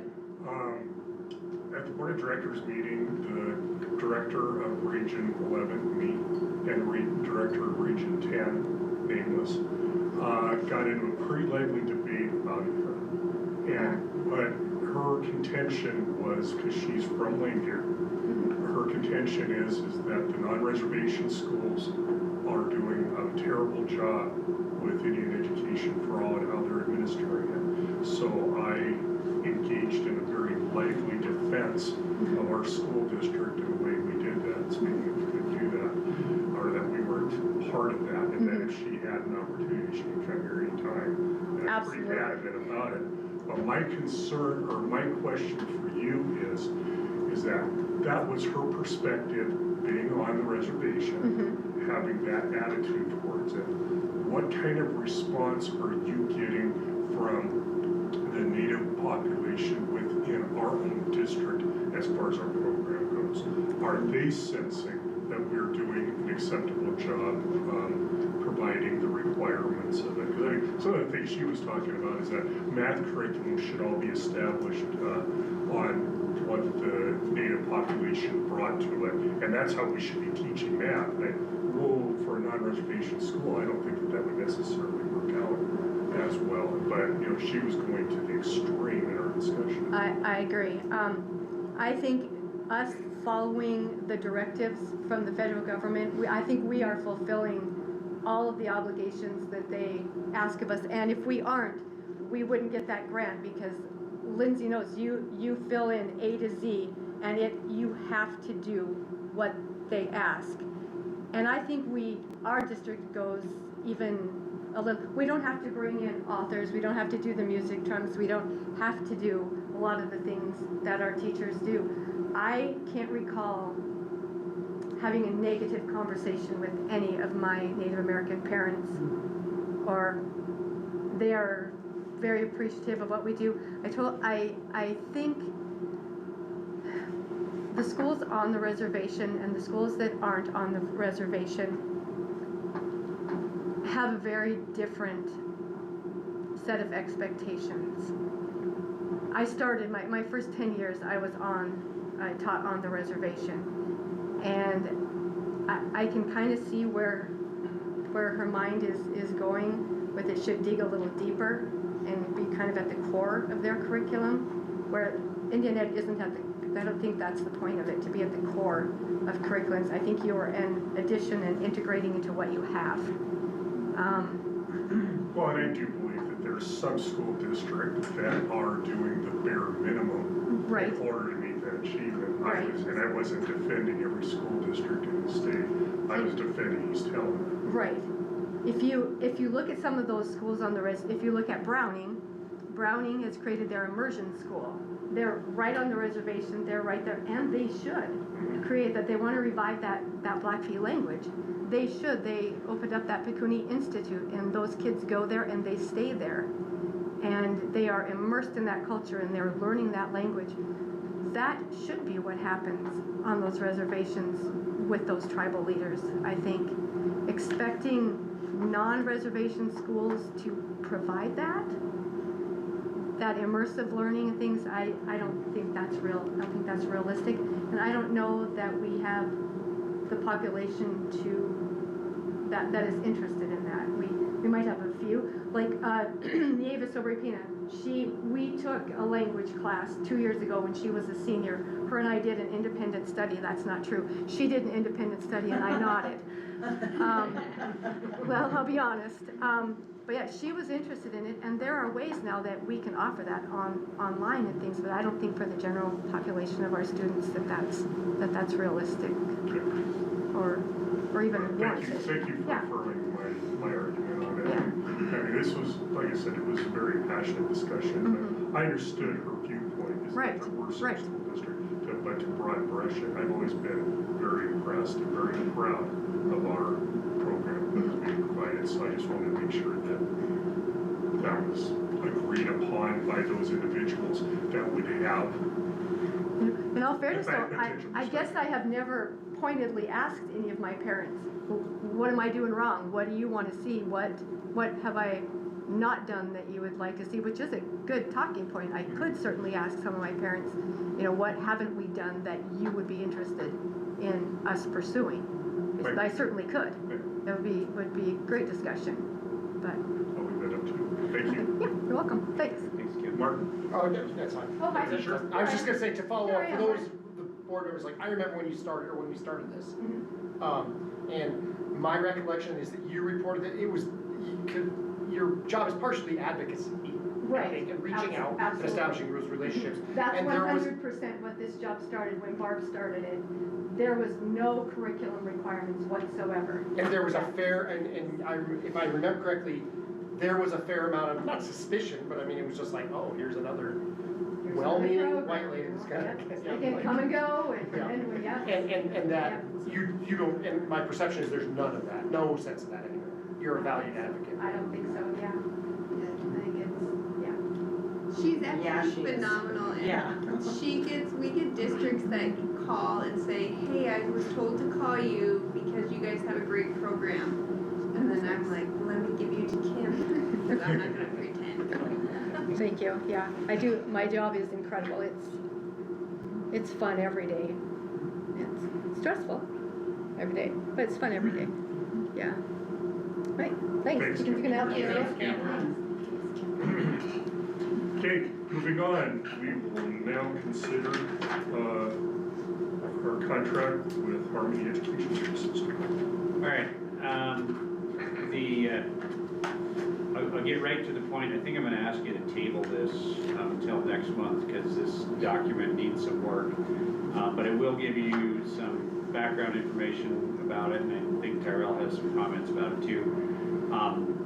Harmony Education Services they're a company that provides distance learning resources for us, for our students. We switched gears from another company that we have been using for several years last summer to switch to Harmony, partly because Harmony had a structure that was partly really designed to appeal to homeschool families and help them feel involved in public education and enroll their students while still maintaining their autonomy as a homeschool. We've had distance learning partners since about the time COVID started, And we haven't really looked at those contracts at the board level very much, and when we signed with Harmony, we didn't either, we just went with them. And it turns out that the Board of Public Ed hired an additional staff member to do some audit work with their charter schools, and there's language in our charter school charter that any contract for remote services for the students in the charter school has to be approved by the charter governing board, which happens to be you guys. And approved by, or reviewed, we have to have documentation that was reviewed by legal counsel. So I said, okay, this is back in October, ran it through legal counsel at MTSBA, who immediately said, this contract doesn't meet the requirements of Montana's Pupil Protection Act. And then I knew we were in a bind, and went back to Harmony and said, you guys need to meet the requirements of Montana's Pupil Protection Act. And they said, we have contracts with all kinds of other schools in Montana, some of which have been approved by their legal counsel, which was a different law firm than we're using at MTSBA. And so long story short, it's been kind of a mess. So we asked Deborah Silk at School Board Association to, well, actually Harmony just said, can we just partner with your attorney to get this right? And we said, okay, fine. And we asked Deborah Silk to work with them and represent us on that process. She sent us a edited red line master that we shipped off to Harmony. They supposedly, in their legal department, reviewed it, sent it back to me, and that's the document that you got in your board packet. And now I'll let Tyrell talk about all the problems that he found with it while the Super Bowl was going on. So, I'll make it quick, but there are several references, sections, and just a very good example of a reference here is that let me click on this. So in part 4, in the summary of discussions, it talks about section 2A. Well, section 2A doesn't even exist in this document. So we're using another section to reference a non-existent. So there's a couple of those. There's a couple other things, and then I've sent them to you to potentially get addressed. There's some nuances with for final grades. A good one there. Final grades, like we have to request to get final grades. Like, aren't they the provider? Shouldn't we get them emailed to us? I mean, I get we're gonna have to probably put them in our system because we're not gonna grant them that stuff. But I don't know. Maybe that's outside of my concern there. But then there was some like 10 days to pay the bills. I'm pretty sure we don't pay bills that fast around here. Maybe we do, maybe we don't, I don't know. But then we start getting some pretty significant penalties after that. So just a number of things there. The dates are all messed up, they're the wrong dates. So I think based on that, I would ask that some of just the technical references of the document be addressed first before we review this again. So these dates are accurate because it's this year. So it's retrospective or retroactive? Right, we're trying to get this, we're trying to go back and jump through hoops that should have been jumped through already, so that's actually accurate. But I did ask him about the 10-day turnaround and asked him, said most of our agreements say 30 days. And I haven't heard back from Rob down at Harmony yet. That's part of the reason I'd like to just tap the brakes on this. The other problem, and this just gets more embarrassing as I talk about it, but Jen pointed out to me today that in the board agenda, this is listed as an item on the agenda, but in the packet with commentary from the superintendent, it got listed as an information item. So it would probably almost be inappropriate to take action on it tonight. So I guess we could just call this an information item, and I could let you know that we'll get it revised and bring it back next month for the board to review it. Here's a good example where we talk about identified in section 2. Section 2 has nothing to do with like expenses or anything. So there's just a number of references that are just horrible, honestly. Yeah, and I think a lot of that just happened in passing, and so I sent those concerns down to Harmony Legal and asked them to a couple of those questions, and I'll chip away at this. How much do we pay these people? Quite a bit. We pay the $3,100 and then it's $50 per student of use if you were to go back up. Yes. So how many students use Yeah, it's mostly high school, we do have some middle, we have 4. We're just kidding, 13. We're just kidding, 13. 4 plus 9. Do we offer it for K through 12? Is that their only option? No, Or is there like a it's 6 through 12 It's option? 6-12 right now. So We don't do remote learning in the elementary. So do they have a different price for 6 through 12? Versus the 3,100 for K through 12. So the way they billed us the first time is that if they had a full program, then we paid the full cost of that, which is that's $3,100 for the whole year. So we paid $1,500, I think, for a student that had 7 classes. What they did as well is they prorated it and they broke it into seven sort of things. And so, for instance, if a student just did 2 classes online, and there's some that just do 2, okay, then we would pay 2/7 of that cost. So we weren't paying it if they were just going part-time, we weren't paying the full cost. We're just paying that percentage of how many classes they took. And we do have kids that literally take 1 class, and we have other kids that do 7. So it's, and just, and this is something that wasn't my board report, but like, so this week we just finalised the new guys coming online. We had 13 in the high school online last semester. We've, I think, it's like 1, 2, 3 of those guys have dropped out, gone back to school, or left the area. So that's down to 10, but we picked up 18 more. So now it's 18 years, there's 28 students in the high school who are doing between 1 and 7 classes. Just out of interest. Is 3,100 Yeah. and $50 per student? Yep. $3,100 Full-time. out of class K. Yeah, full-time, so if they're taking 7 classes, that's how much it costs. So, the logic here is, most of the students that are participating, if they weren't participating in this, would probably not be enrolled with us at all. So how school districts generally look at that is, if I get a full-time remote student who enrolls with us for 7 classes, and we have to pay $3,100 for that, that student, if they're a high school student, is gonna generate approximately $7,500 in A&B. So so it's worth it, quote unquote, for the district to participate. Yeah, and part of what part of what we're seeing is interest. We're seeing more interest generated through the homeschool community this year than we've seen in the past with anything else that we've offered. And that, can you remind me the number of homeschools in the East Sullivan School District? Because we were just talking about it. Like 30-some and 55 students. Yeah.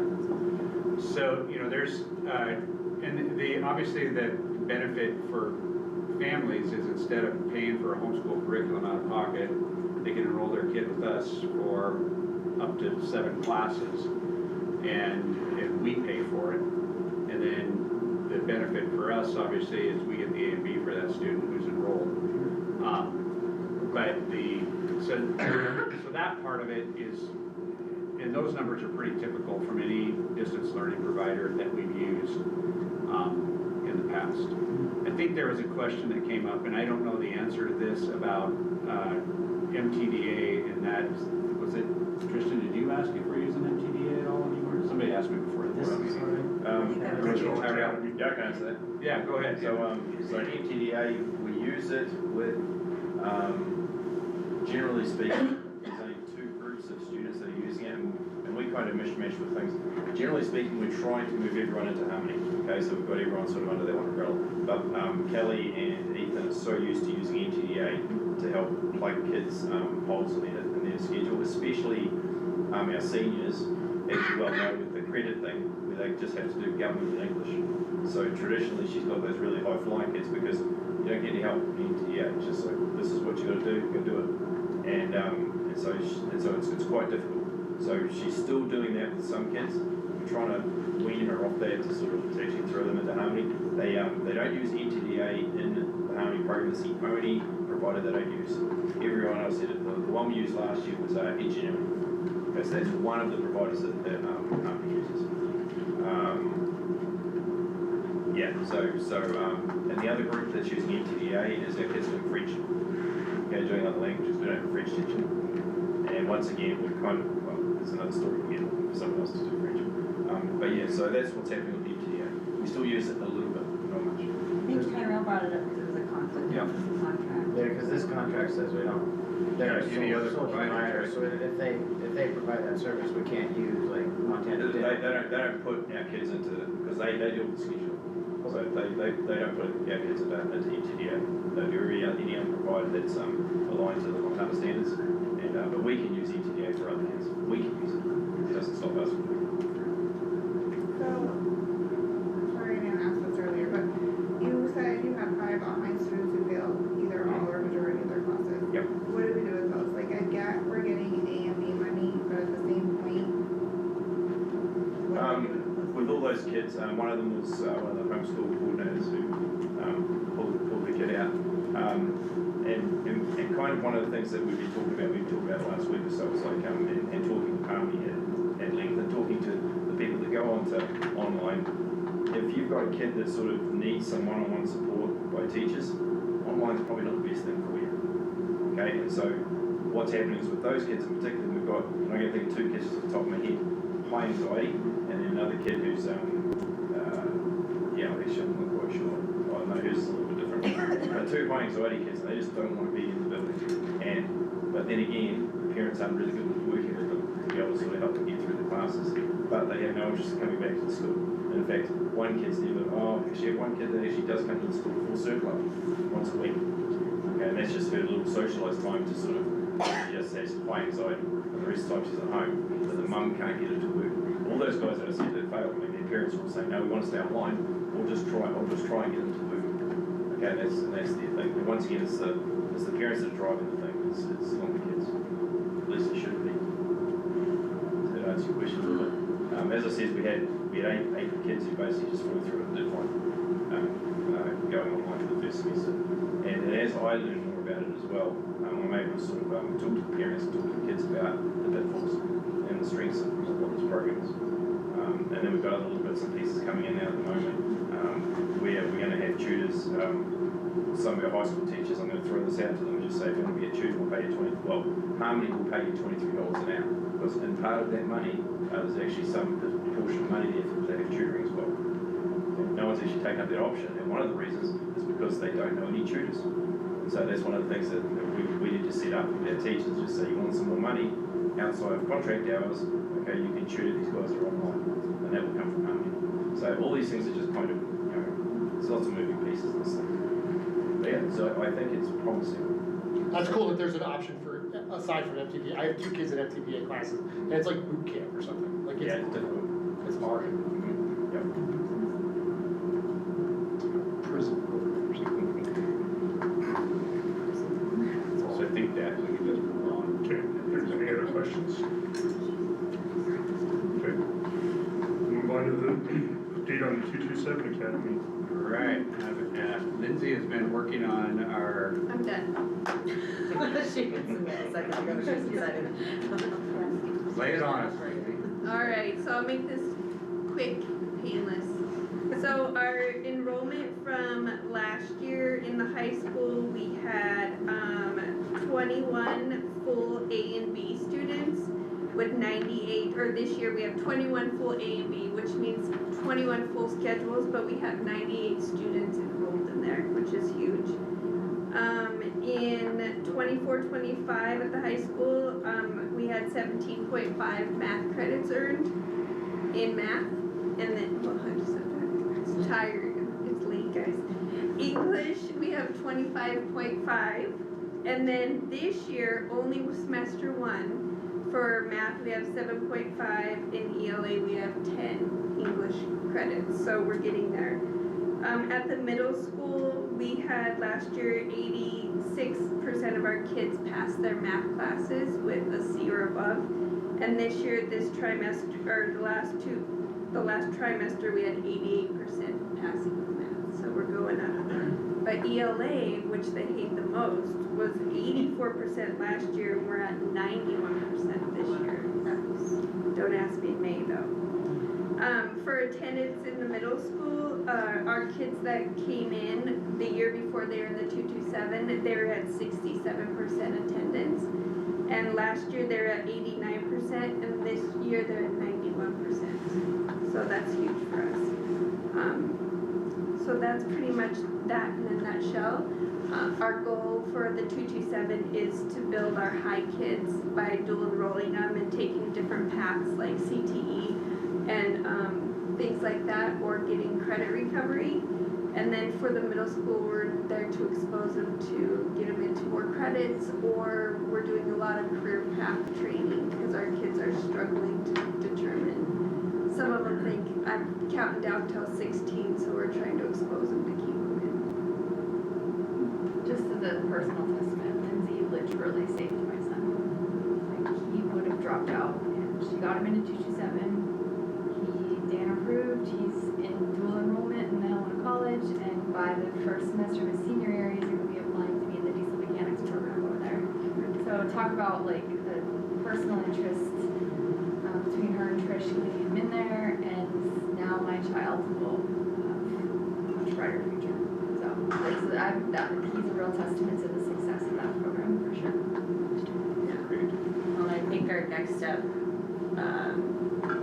the electives are the really hard thing for our 227 students. I mean, they are in 227 because that is the environment that they want. They want to be able to go at their own pace.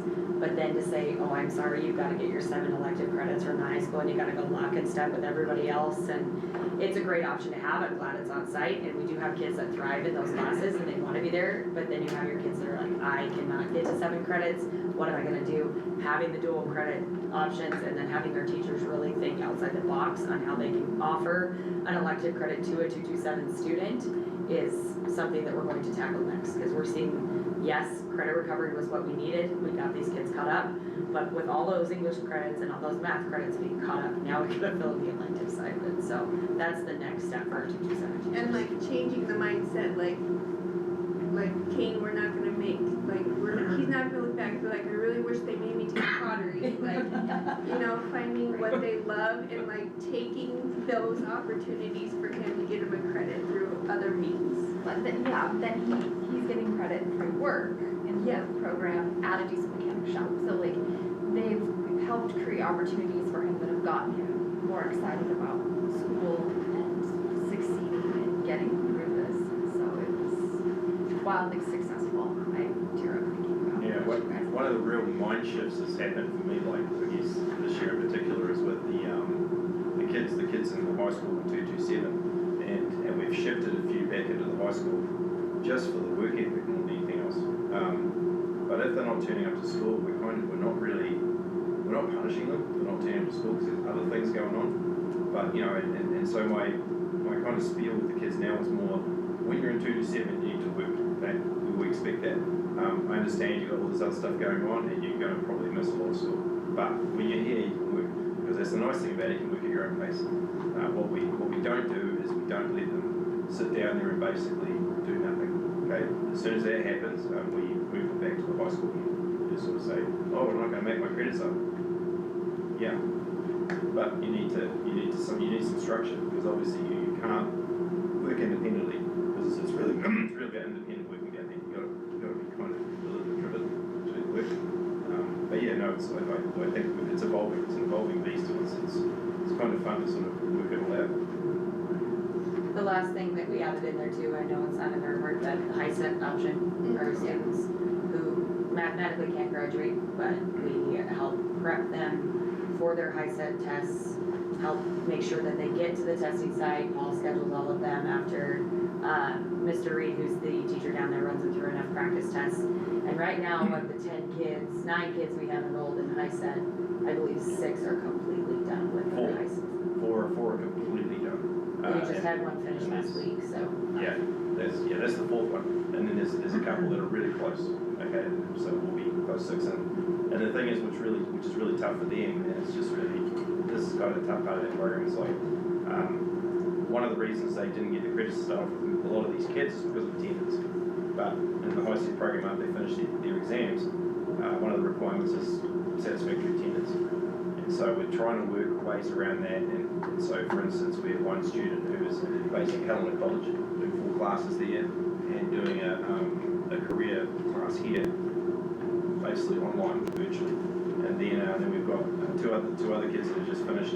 I think they're both trying to get 40 hours per week work, so that counts as 4 week study credits. And so they got that, and then they did a career class as well. So it's just about kind of being creative, because these guys really struggle just to be in school. But the understanding is, as I talked to them, is like you must be enrolled in 5 classes at school to be able to get this IC.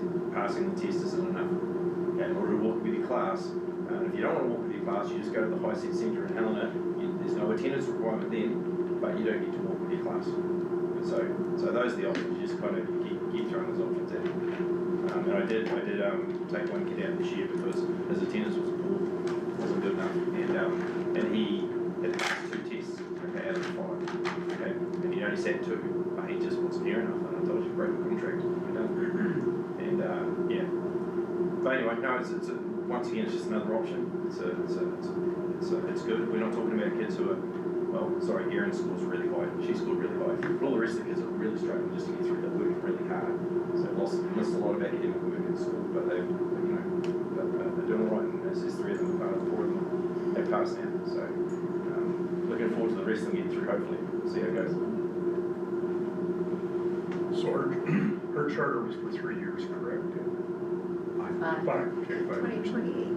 Okay, so maybe this is a premature question. I was just curious as far as have they given us any guidance as far as what kind of criteria they are going to utilize in order to reinstate?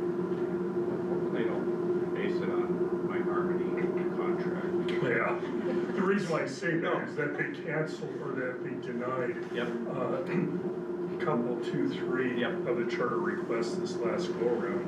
And I'm a little bit, part of what they said was that, well, you can do this same type of program anywhere.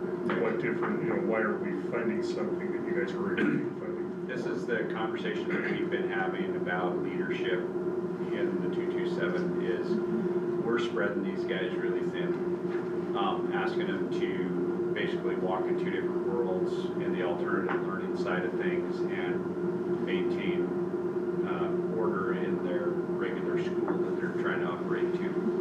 And it's really been a team effort between Lindsay, Paul, Trish, and Michael.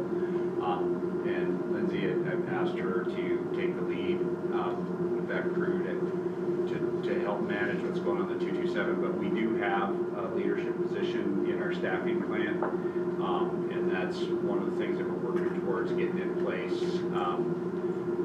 within the next year, hopefully for next year, to have a lead person or administrator in the 227 who's helping to drive that so that we can fully develop what we put into our application.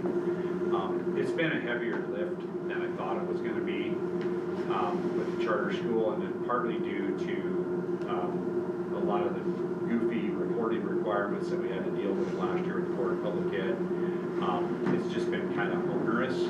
But on the student services side of things, trying to make it what we said it was going to be in our application, we've still got a ways to go. And if we don't get there, I do think the Board of Public Ed is going to challenge our renewal application when we submit it and say, look, this is just an alternative program. And a lot of schools just run this in a back corner. And if that happens, that denial will result in a loss of funding for us. That'll be significant. So yeah, it's good. Okay. Discussion. Any other questions, comments? Okay, we'll move on to our final item, which is consideration of an EVMS chiller routine. Okay. The chiller is part of the HVAC, heating, ventilation, and air conditioning system at East Valley Middle School. It's a great, big, huge unit. It is parked outside the boiler room near the back of the school by the cafeteria, and provides chilled water to the portions, to the units that cool parts of the building. The entire building is not air conditioned, but several parts of it are: the cafeteria, the band room, music room, and we've actually expanded some of that air conditioning over the years. The unit itself is outlived its service life. It was identified, when we had McKinstry in here doing our facility study, it was identified in their study at that time, which was about 2 years ago, they estimated a replacement cost through them of around $500,000. And so if you remember back then, we were dealing with failed boilers in this building, and at Radley had decided heat was a little more important than air conditioning, and so we went down the boiler route. Since then, McKinstry has called me multiple times, they'd like to tackle this, but we felt like maybe we could find some cost savings if we could figure out a way to do it ourselves. And so, in conversations with Larry from Montana Rural Education Association, he reminded me that through our membership with MREA, we have access to Montana Cooperative Services, which is a subsidiary of MREA that is a cooperative purchasing agent for all member school districts.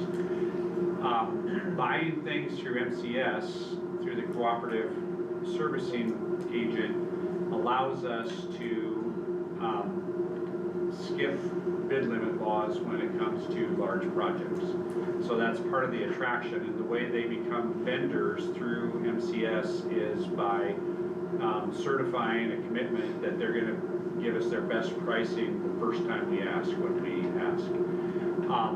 So we reached out to Carrier, they spec'd out the unit that we had. They sent us back this pricing of $101,000 for the replacement unit. Okay, that's not the project, that's just the piece of equipment it delivered to our site. Then they asked us if we had a local installer and servicing company that we'd like to work with. We use a company called Core. They said, that's great, we work with Core. So they called Core and told them what we were doing and asked Core to give us pricing, and that's also in your packet, if I can get this thing to scroll a little bit, around $33,000. So that's gonna be the bulk of the cost. I can't get you to the Core. Keep going. Yeah, it just won't scroll. This mouse is schizophrenic. Best way I can describe it. It's been driving me crazy all night. The librarian here is getting a new, I don't think the kid will. Oh, it's moving out, thank you. Thank you, Scott. Here we go. 34,800 is the bill from Core. There's gonna be some additional charges. We're gonna have to get an electrician in there. We don't have to do it, but it's a good time for us to reset the electrical service. The electrician feels like it could be in a safer spot to keep the disconnect more accessible to fire and safety if they ever have to come to the building and deal with it. So we're guessing that's gonna cost around $5,000 to $7,000. We should be able to get the full project done for about $142,000 is what we think it's gonna cost. These two parts gonna add up to about $135,000. Part of what you saw in the Carrier estimate was the potential. They were trying to upsell us into a bigger unit, and with the idea being we could add future air conditioning to expand it through the rest of the building. When we met with Core, they really, first of all, they said adding the bigger unit is a possibility, but it's gonna add a lot of cost because we have to pour a new concrete pad. We'd have to do a bunch of just site work to get ready for it.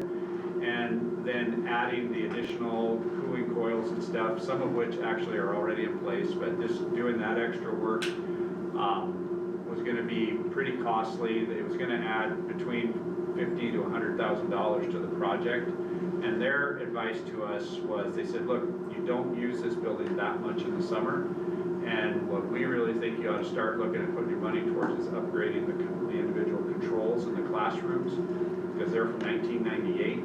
And they said if we upgrade this control system in this building, we'll be able to program it so it does an air purge in the middle of the night when it's 50 degrees outside and naturally chills the building with cool night air, and that'll keep it cooler during the day and save you the money on cooling costs. And so we opted to go, Steve and I discussed it and opted that it would be better to just do the like for like replacement. It's cheaper for us up front, and gets us a new unit online probably by next fall. There's something else I was going to want to tell you. Well, I can't remember what it is. Are there questions about this project? Oh, right now, for the last 5 years, we've probably been spending somewhere between $10,000 and $25,000 a year just on service to the old junker that's there, because it keeps breaking, it leaks. There are other problems with it.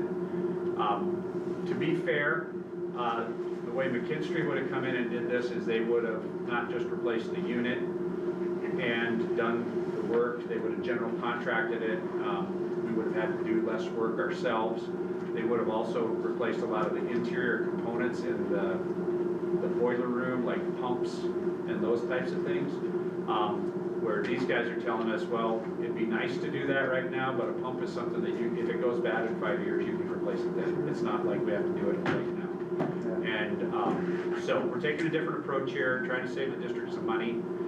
We do have a little over $1 million in our building reserve, so we can cover the cost.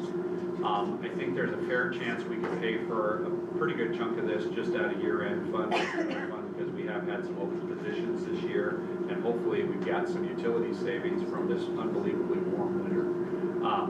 But I'm confident that we can pay the bill, and I'm just asking for your approval to move forward with it so we can get the unit ordered, because they do anticipate a March price increase.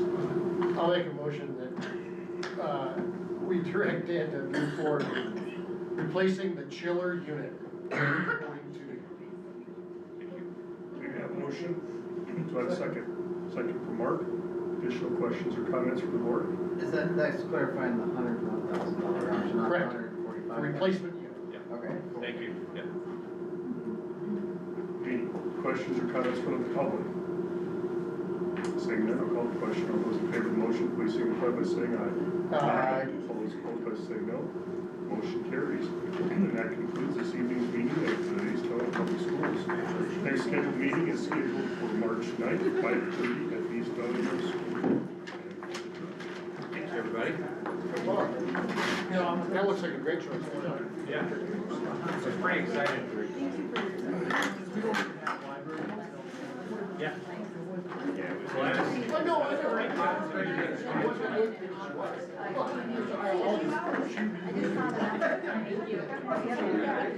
Hey, and I just.